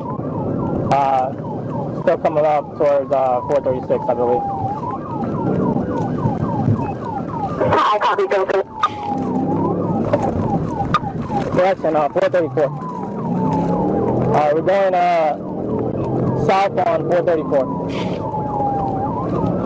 Copy, southbound 434.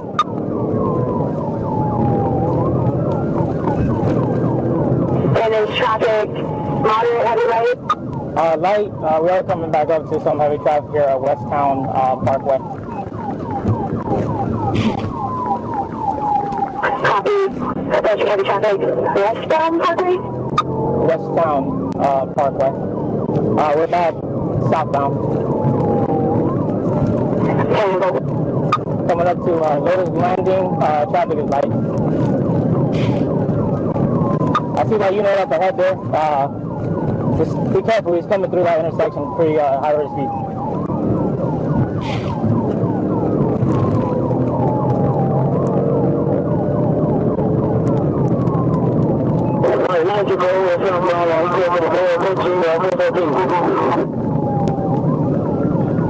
Copy, southbound approaching 414, 80 miles per hour.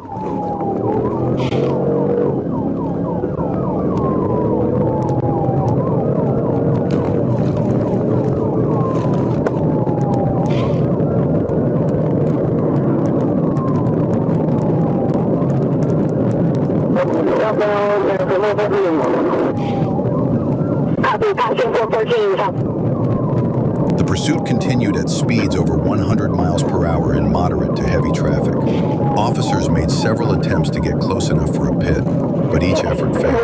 By this point, the chase had lasted about 10 minutes, and troopers knew they needed a successful pit soon to prevent further danger to the community. 923, you cut out, 10 minutes across.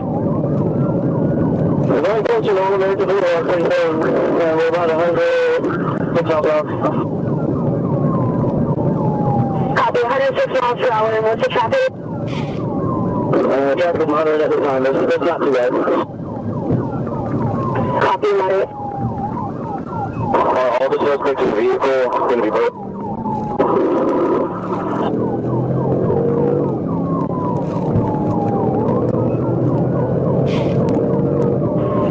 Last unit inquiring about the suspect in the vehicle, your traffic cut out. Are all the suspects burglary suspects? That's one drive, southbound. Copy, Edgewater, southbound.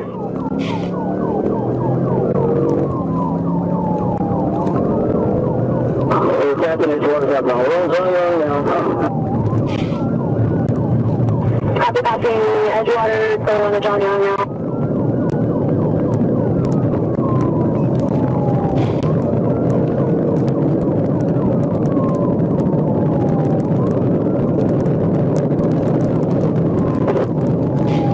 We're about 100 degrees out. We're going over the everything. We're up on the John Young.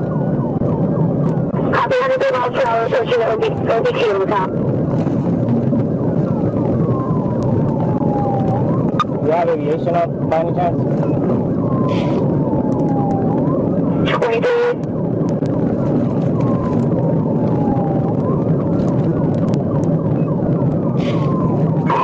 Can you check up on my unit as well? The Hilo is 51, signal 13, and we're working on trying to switch to a metro patch for Orange County, signal 14. Alright, and then what's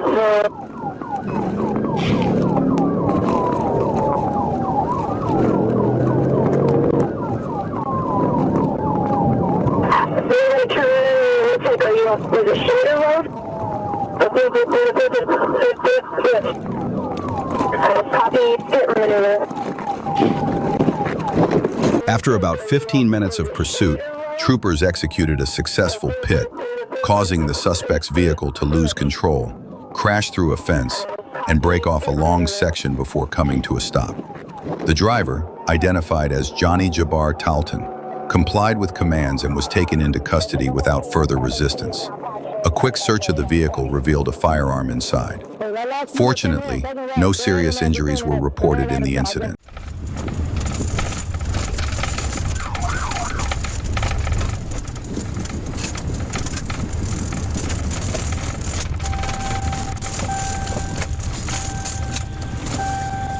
On Thursday, November 21st, 2023, Trooper Tyler Gentry was patrolling Highway 67 in Miller County, Arkansas, when he saw a black 2004 Chevrolet Cavalier following too closely. He initiated a traffic stop as the vehicle turned onto County Road 53. Approaching the passenger side, Gentry spoke with the driver, Jerry Beard, who said he didn't have his license and asked the trooper to follow him to a nearby house to get it. The trooper instead asked Beard to write down his name and date of birth. I think so. I'm working on the car for a lady. Okay. And we just going right here. I'm going right here to this house right here. Okay. I just picked it up from down the street. I got you. You got your license with you, man? No, sir. It's at this house right here. I can go right here to this house and grab it for you. It's fine. I'll get your name and date of birth, okay? No!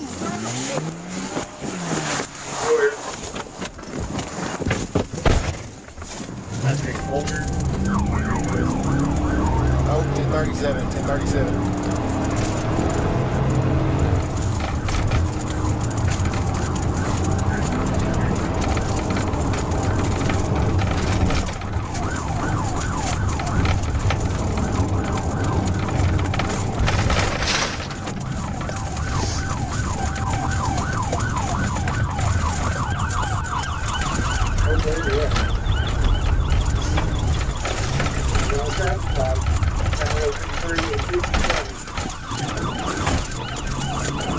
We're headed out back towards 67.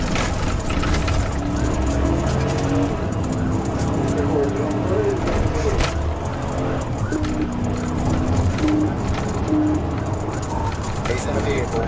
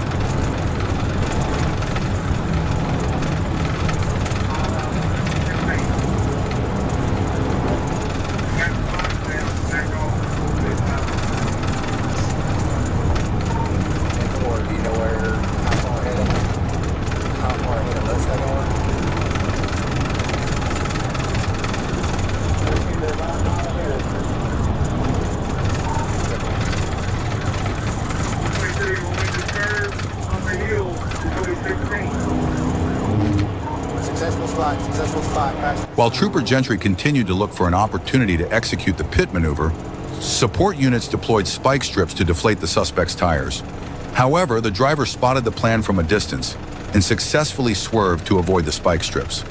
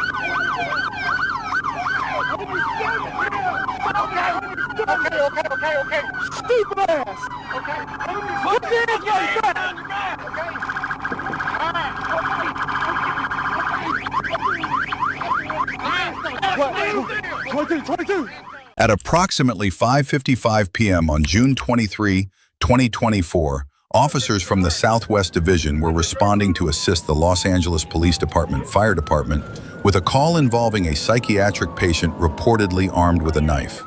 The patrol unit from the Los Angeles Police Department, with emergency lights and siren activated, was traveling eastbound on Adams Boulevard at high speed in an effort to reach the scene as quickly as possible. All units, Officer needs help. All units, Officer needs help. Adams St. James. Officer needs help. Adams St. James.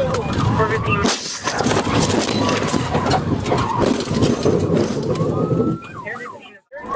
Suspect is armed. With the sheriff on him. He is armed. All units, Officer needs help.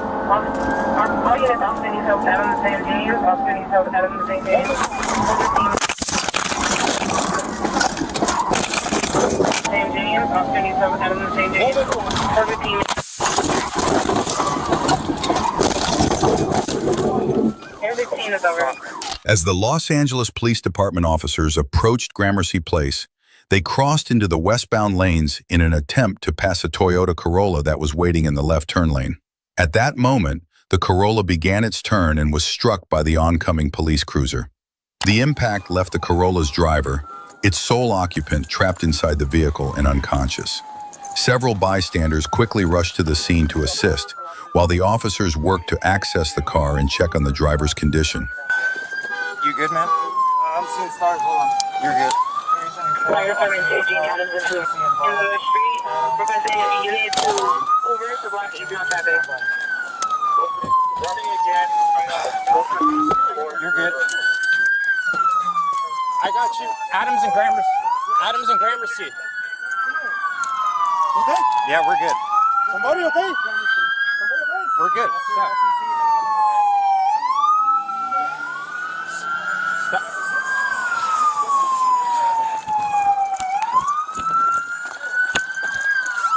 Hey, fuck.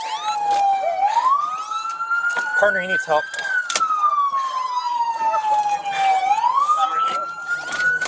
Fuck. I'm gonna go the other side.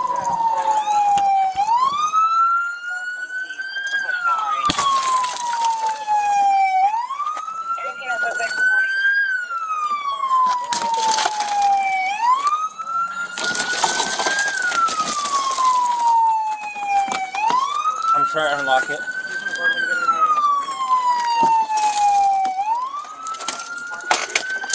How many units? Westbound traffic on Adams and Gramercy.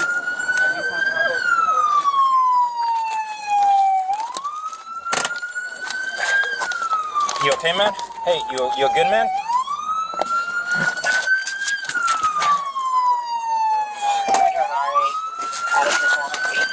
I'm gonna cut him. I'm gonna cut him out.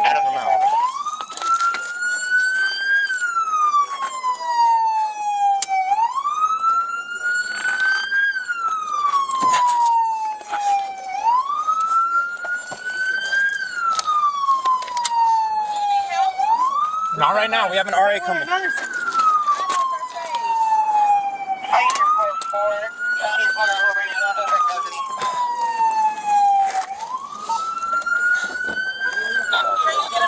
We're trying.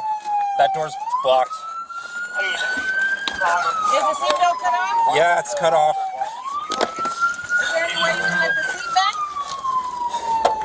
The driver was identified as Regino Oria Jr. Body cam footage captured him slumped over the center console as officers checked his pulse and called for fire department assistance. Oria sustained critical injuries and was transported to the hospital, where he was placed in a medically induced coma. According to the police department, he is expected to survive. Fortunately, the two officers in the police cruiser were not injured. Two parked vehicles were also damaged in the collision. The incident is currently under investigation by the department. He's breathing. You can see it. You can see it right here. You just need to try to get this off of him. Yeah. Well, On January 20, 2025, Blythewood Communications Center issued an emergency BOLO for a stolen semi-truck headed southbound on I-95, last seen near mile marker 135 in Sumter County. The vehicle was described as a maroon and tan Peterbilt. While patrolling I-95 near mile marker 1122 in Clarendon County, a trooper spotted a semi matching the description. He activated his emergency lights and attempted a lawful traffic stop, but the driver refused to comply. As the trooper pulled alongside to signal his presence, the driver sped up, reaching 87 miles per hour in an attempt to flee. See if he gets off or if he... Base, can you scan for 27 for Chandler Moses?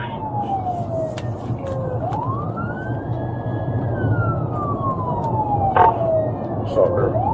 87, just for 1014, we're still rolling. 10-4.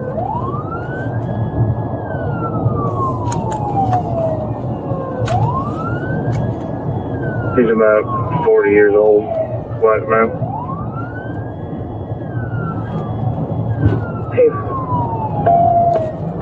So we're coming 117 south. Minutes later, Sergeant Wyndham moved to the front of the pursuit. However, the semi-truck continued at high speed, and due to its size and weight, stopping it safely proved to be a significant challenge.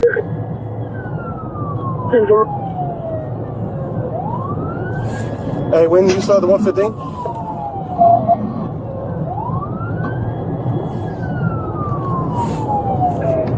Who's their name? You're right. So we're coming up to the 116 south, number 2 lane. The speeds are 81, no traffic.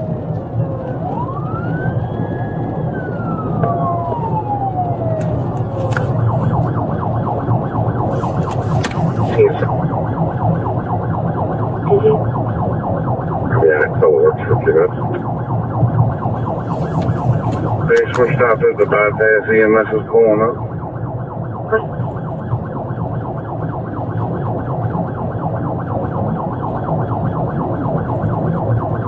That trooper gets into Orangeburg County. So we're stopped right here before the 115 south. He's about 1050. Temple, he's about to go up the Hamilton Road. He just 1050'd in the right side of the shoulder. He made it on the bypass. The driver continued southbound and, just before exit 115, veered off onto an embankment toward Cummings Road. The truck then traveled along Cummings Road in the direction of Hamilton Road. At that point, Sergeant Wyndham and I lost sight of the semi and notified Blythewood Communications Center of the decision to terminate the pursuit. Meanwhile, the initial trooper remained in the area to continue searching for the vehicle.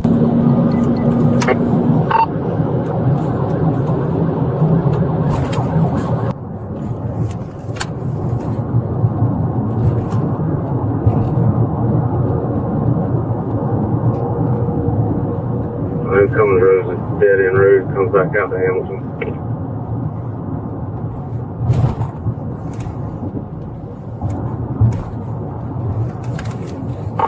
So heat 1050 right here at Hamilton and Cummins. Hamilton and Cummins Road.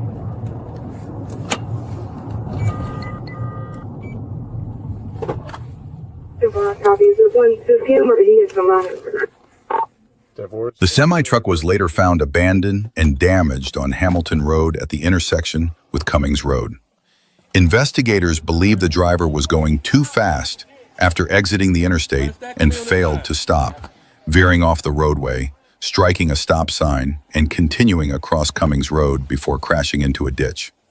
The Clarendon County Sheriff's Office responded to assist, setting up a perimeter and deploying K-9 units to track the suspect. However, the search was unsuccessful, and the driver was not located.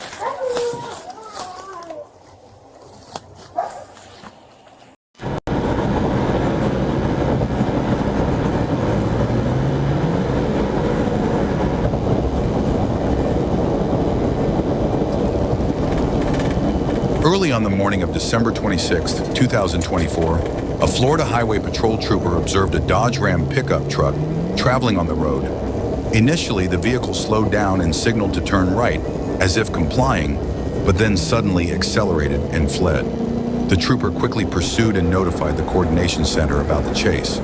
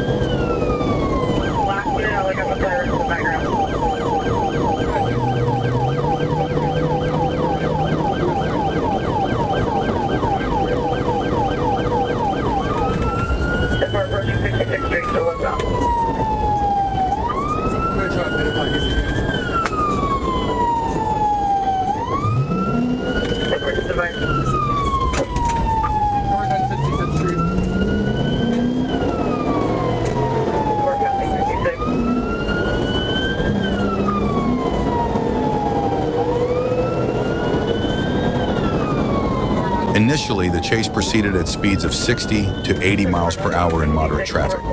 The officers attempted to perform a tactical vehicle intervention, but the driver accelerated and successfully swerved to avoid them. From that point, the suspect began to speed up, and a dangerous high-speed pursuit officially began.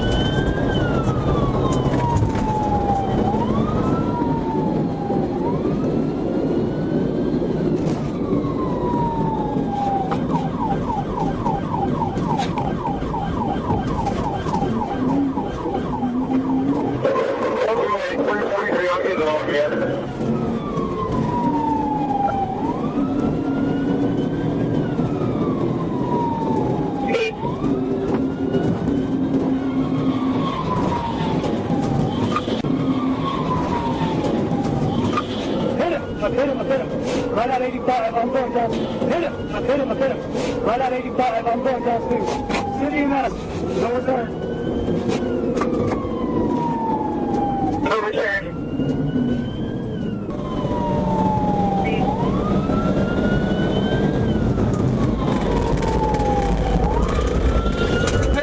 I hit him! Right at 85, I'm going down too. City and us. Overturned.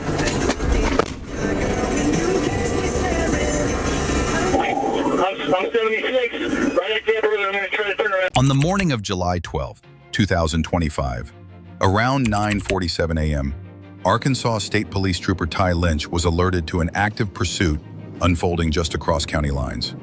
The Perry Police Department had been chasing a white SUV that crossed into Perry County from neighboring Faulkner County and called for backup. Trooper Lynch responded quickly and intercepted the pursuit near McNulty Drive, where the suspect was speeding westbound. As the fleeing SUV turned onto Bethel Road, Trooper Lynch took the lead becoming the primary unit in the high-speed chase.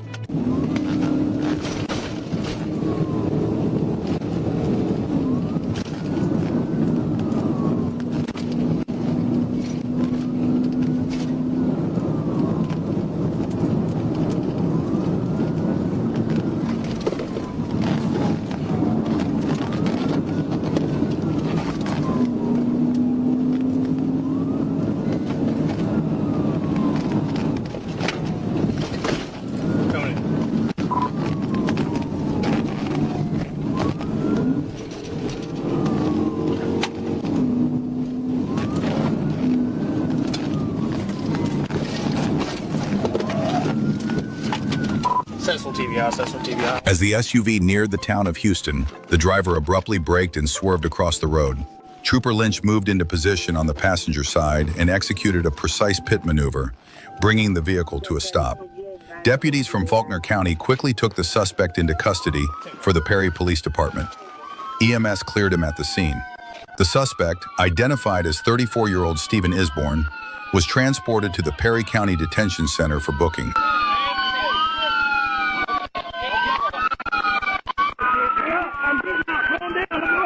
On the night of March 19th, 2024, at about 8:55 p.m., Trooper James Booth was patrolling northbound on Interstate 430 near Shackelford Road when he spotted a black Nissan SUV speeding at 83 miles per hour in a 65 zone. The SUV abruptly veered onto the eastbound on-ramp for Interstate 630. When Trooper Booth attempted a traffic stop, the driver, later identified as Jimmy Clark, refused to pull over and instead accelerated, pushing the SUV past 100 miles per hour. Booth notified dispatch immediately, reporting an active pursuit as the suspect sped east on I-630 and past the John Barrow Road exit.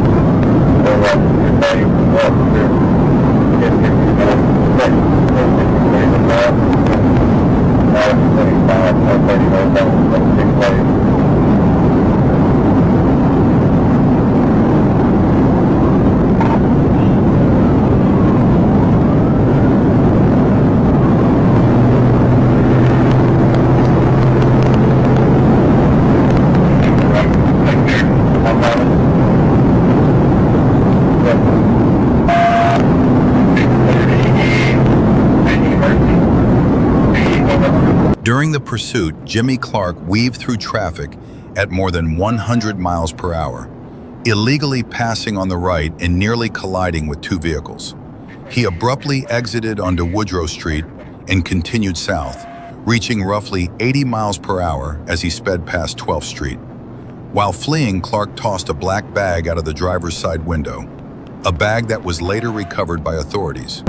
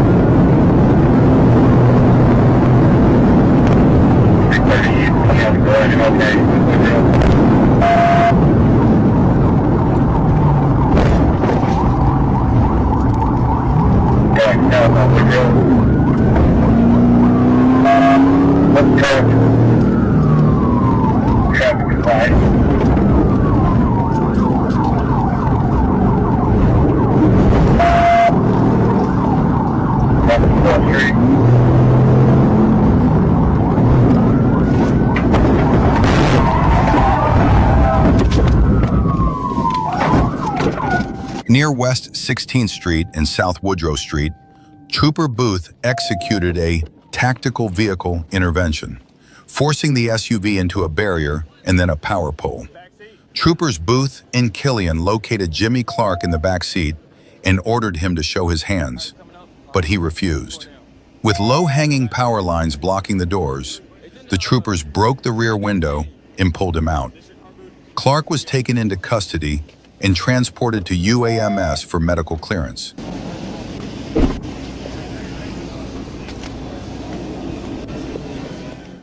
On May 9, 2024, Melina Logan visited Honda of South Miami to test drive a new 2024 Honda Civic. During the test drive, she waited for the salesperson to step out, then drove off with the vehicle. Miami-Dade police issued a BOLO for the stolen car. A Florida Highway Patrol trooper later spotted the vehicle heading north on State Road 826 near Northwest 74th Street. When the trooper attempted a traffic stop, Logan refused to pull over and continued driving recklessly at high speed.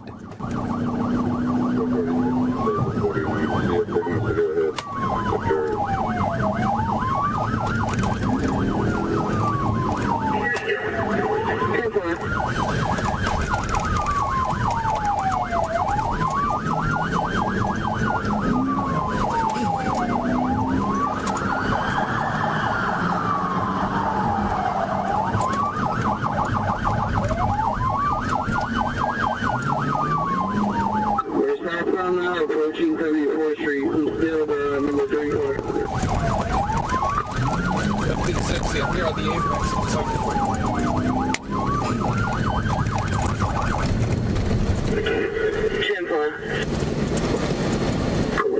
She's on the right shoulder now, heavy traffic. Approaching, get into 58th Street. I'm behind it, 1560 behind it, southbound 826. In heavy traffic, the suspect jumped the curb and sped off dangerously at high speed. A collision could have occurred at any moment.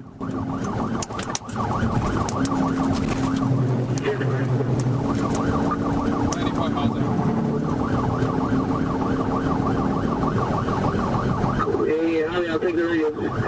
We're southbound now, approaching 58th Street.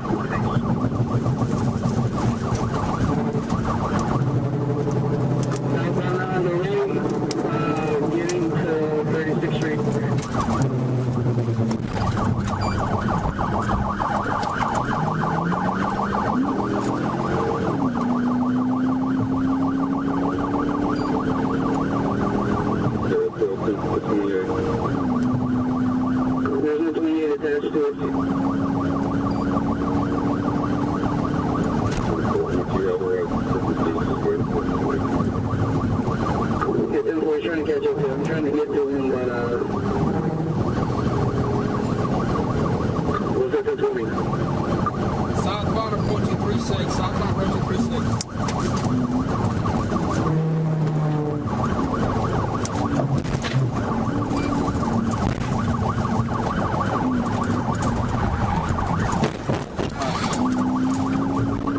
How do you take the radio? Because 1049, I'm going to get to you.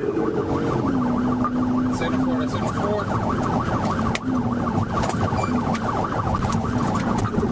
Hey, we're still southbound. It's approaching 2nd Street. Go behind it.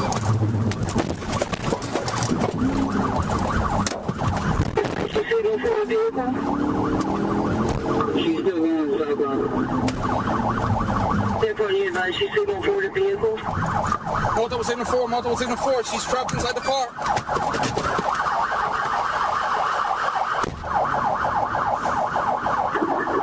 Hey, right before the exit to 25th Street, Miami, start fire. Steve, I start fire. Minutes later, the suspect crashed into a car, then into a semi-truck before coming to a stop. As officers moved in to make the arrest, she exited the vehicle and jumped into a nearby river in an attempt to escape.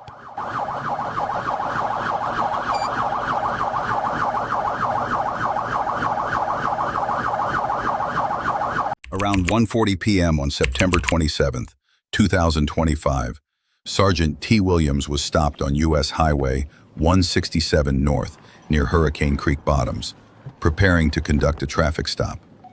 While monitoring radar, he spotted a vehicle traveling at high speed. Williams observed a white Chevrolet, believed to be an Impala or Malibu, heading south in the inside lane at approximately 92 miles per hour. The car was moving well above the surrounding traffic and showed no signs of slowing. The driver was identified as a black male, wearing a dark-colored shirt. After completing his initial traffic stop, Sergeant Williams redirected his patrol unit south to pursue the speeding vehicle.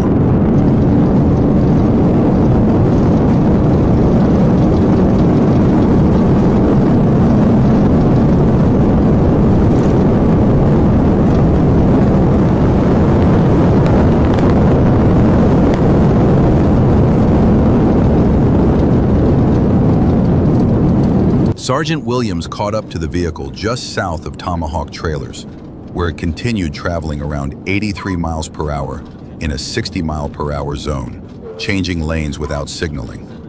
Williams activated his emergency lights and initiated a traffic stop. The car, a 2006 white Chevrolet Malibu, registered in Kentucky to Joseph Henderson, suddenly accelerated to about 100 miles per hour when Williams sounded the siren, fleeing from the stop.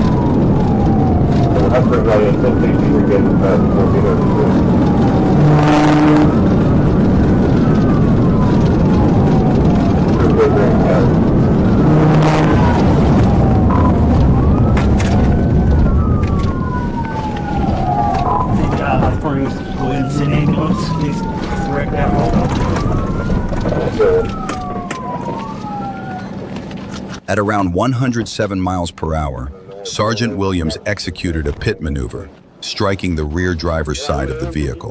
The car spun clockwise, slid off the west shoulder into a grassy area, and continued sliding until it struck a drainage culvert at an unmarked private driveway. The vehicle then rolled onto its side, hit a telephone pole with the rear end, and finally came to rest on its driver's side, facing northwest, just south of U.S. Highway 167 North at 3803. Sergeant Williams approached and ordered the driver, later identified as Joseph D. Henderson, to exit the vehicle. Henderson initially refused and had to be forced out by being kicked to the ground before being handcuffed. Here, get on the ground. Get on the ground. Constitutional rights. It's on video. You're right, it's all on video. Turn around, put your hands behind your back. Hey, see if y'all can... You failed to stop.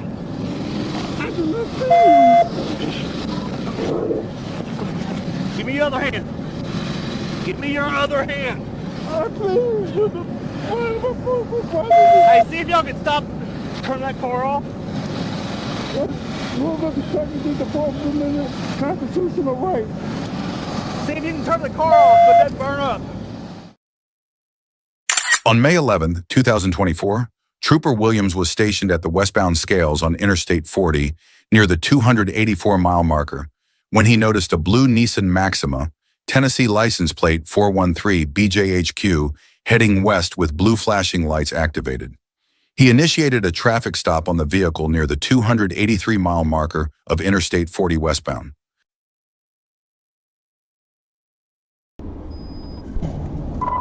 .283 westbound, 1024 with us.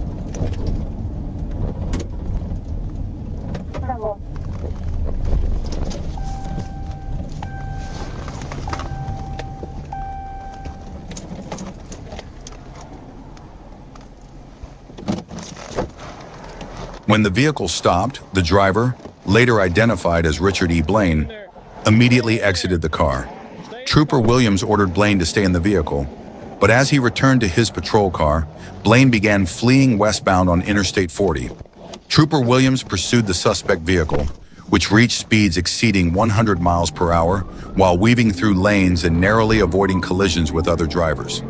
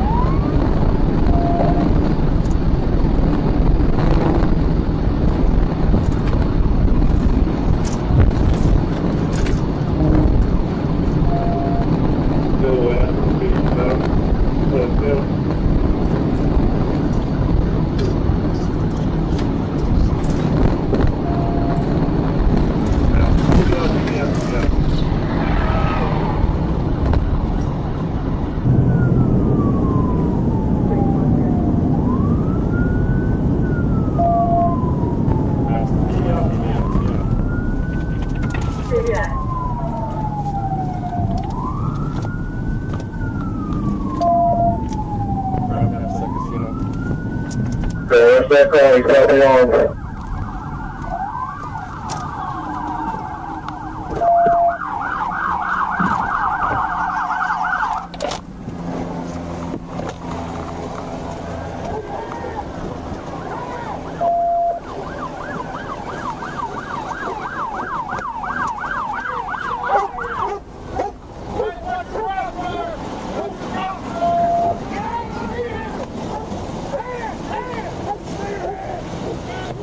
Due to Blaine's reckless driving, Trooper Williams performed a tactical vehicle intervention near the 278-mile marker on Interstate 40, disabling the vehicle. After a high-risk felony takedown, Blaine ignored commands, prompting Officer Daryl Priwitt to deploy his K-9. Blaine was arrested, and a search revealed a firearm, radio, tactical belt, and flashing lights. He was treated for injuries at Crittenden Baptist Hospital before being taken to the Crittenden County Jail by Trooper Darren Evans. I'm getting on him with the dog. I'm 7th Street, coming from south.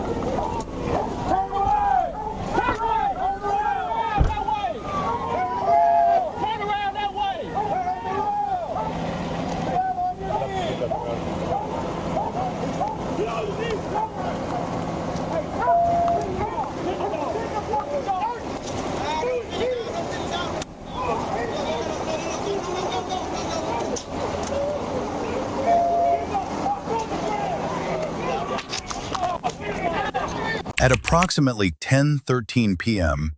on May 13, 2024, Trooper Matthews was finishing a traffic stop on southbound Interstate 85 near North Druid Hills Road when a dark-colored sport motorcycle suddenly sped past at an extremely high rate of speed, prompting him to immediately return to his patrol vehicle and give chase.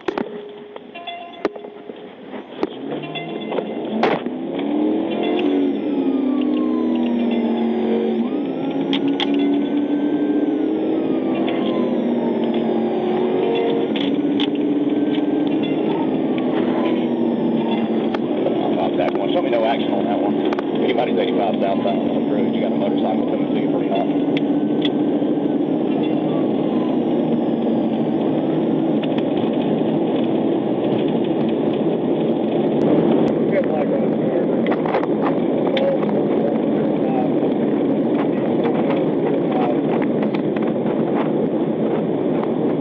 Trooper Matthews caught up to the motorcycle as it exited southbound Interstate 85 and merged onto northbound State Route 400. And when emergency lights were activated, the rider failed to stop and instead accelerated, continuing to flee at high speed.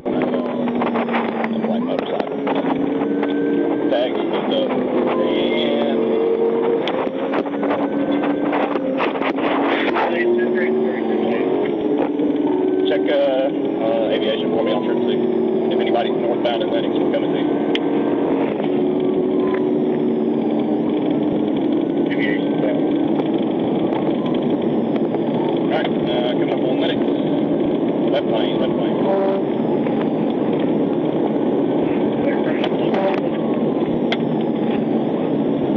Getting caught up in some traffic. About 10 feet into the back of another car. He is far right lane, using the right shoulder. Coming up the lane, coming up the lane.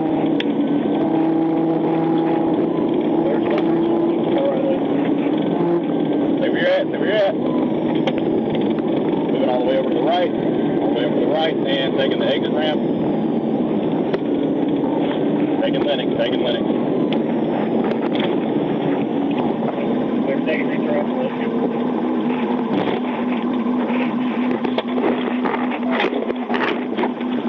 Trying to go back 400 south and jump the curve. He almost 10 feet, he came off the bike. I think the tag's G361 or 36I maybe. He's going back 400 south. We're going to go 400 southbound. Far left lane. A little bit more traffic.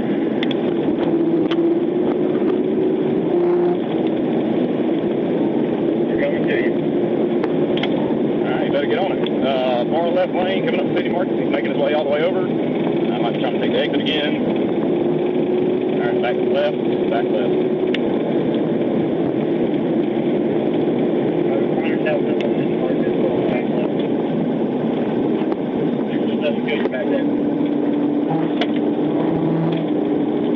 All right, stay in south, stay in south.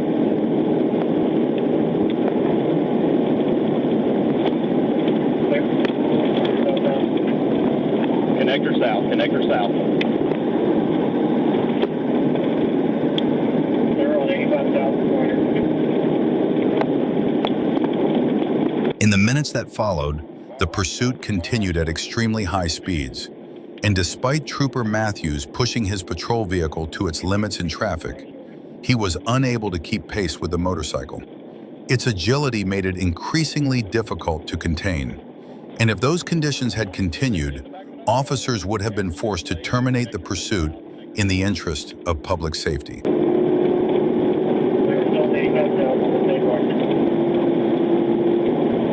HOV lane, HOV lane. There, HOV lane.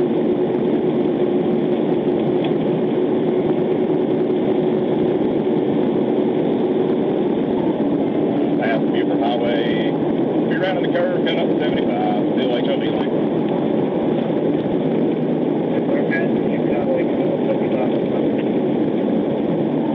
Going all the way over to the right. Gonna take 75, taking 75. Clear in the right lane, about 675 northbound.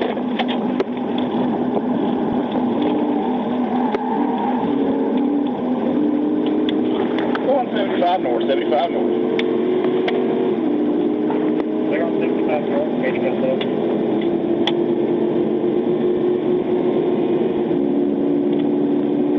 I got somebody else behind me, I don't know who it is. We're coming up on Northside Drive, and he is using the left shoulder to pass, left shoulder to pass.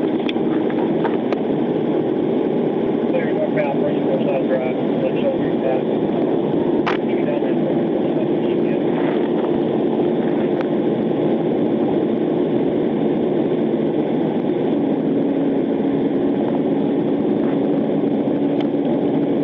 Alright, we're north of Northside.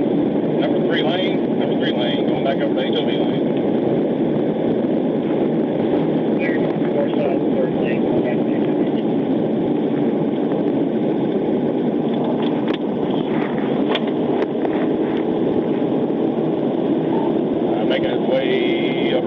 2 lane, number 2 lane.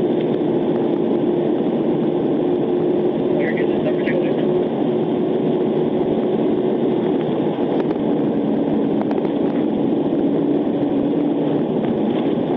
Moving all the way over to the right, I believe. He might be trying to take Moore's Mill.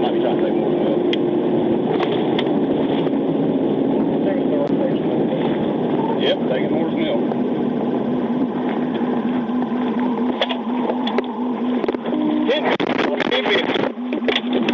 While traveling northbound on Interstate 75, the motorcycle attempted to take a right-hand curve at the Moores Mill Road exit, ran wide to the left, lost control and crashed, throwing the rider a short distance into the grassy median.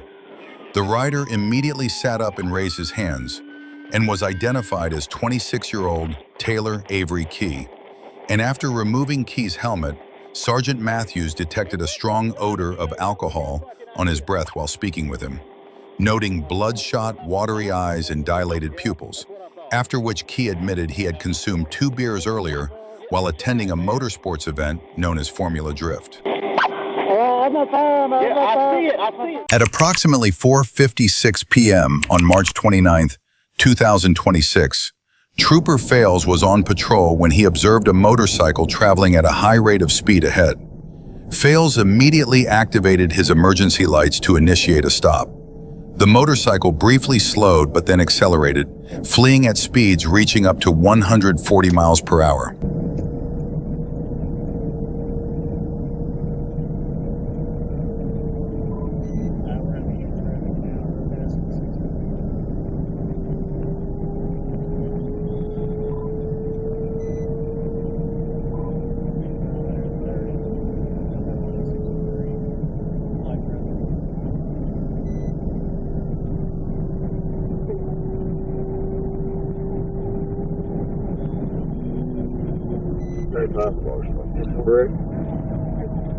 It's slowing down, we're about 94 now.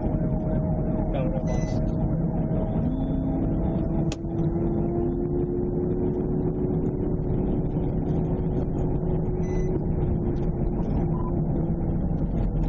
Nice. Trying to tail it.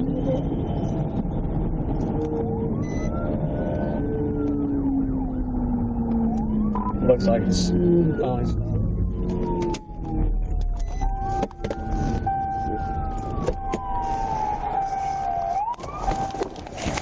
Show me your fucking hands! Get off the bike! Get off the bike! Get on the ground! Get on the ground! Put your hands on your back! Put your hands behind your back! After just over a minute of pursuit, the motorcycle came to a stop. The rider complied and was taken into custody without further incident. The rider stated that he did not intend to flee, claiming that the engine noise in his full-face helmet prevented him from hearing the siren. Video footage shows that once he looked back and noticed the patrol unit, he pulled over shortly after. Officers, however, noted that the rider appeared to be aware of their presence earlier, as he initially slowed down before accelerating again. Do you think the rider was actually trying to flee, or was it just a misunderstanding? On June 8, 2025, Florida Highway Patrol troopers in Lee County responded to reports of a red Ford F-150 driving erratically on Interstate 75. Trooper Montes de Oca located the vehicle near mile marker 127 and attempted a stop, but the driver refused to pull over, leading troopers on a pursuit northbound. The chase reached speeds over 90 miles per hour in a 50 miles per hour zone as the suspect fled past Daniels Parkway and 6 Mile Cypress Parkway.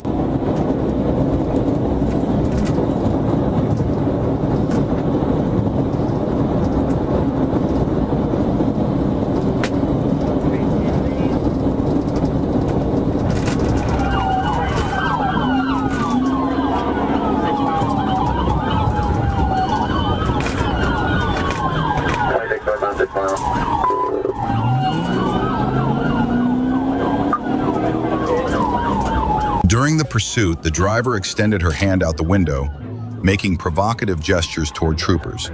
Officers attempted a pit maneuver to stop the vehicle, but were unsuccessful.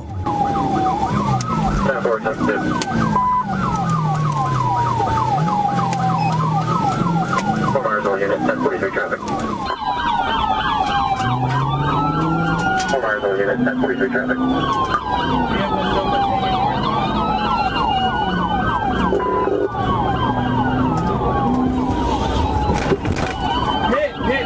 Hit. Take down the radio.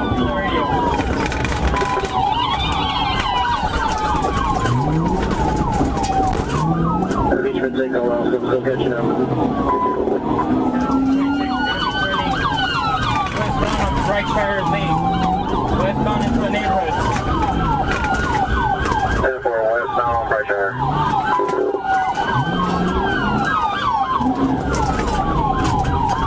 Bright Fire, go on back.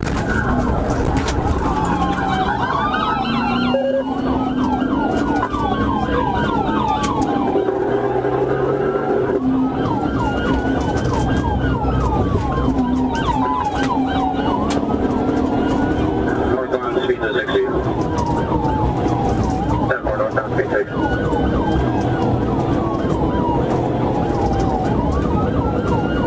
Still continuing north at the speed of 80, no traffic. 10-4 northbound speed 80, no traffic.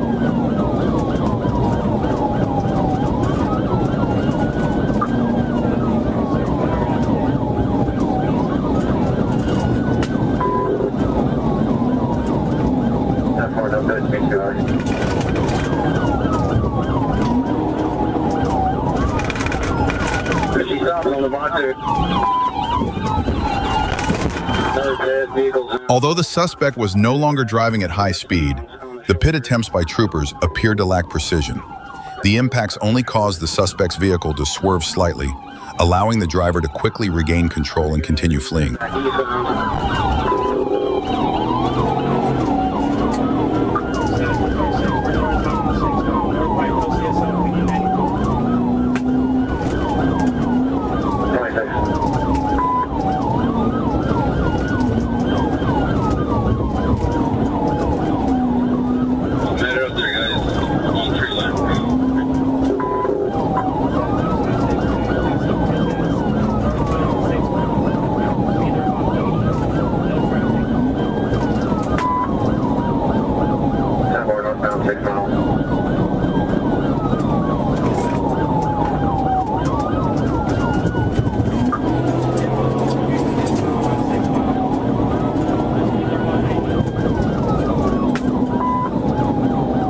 northbound 6 miles, speed 90.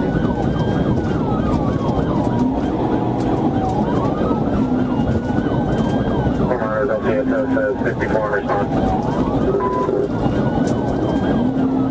And tell them to get a helicopter up. 26.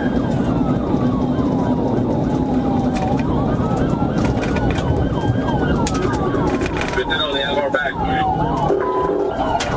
Signal 4, signal 4, signal 4. Signal 4, 1050.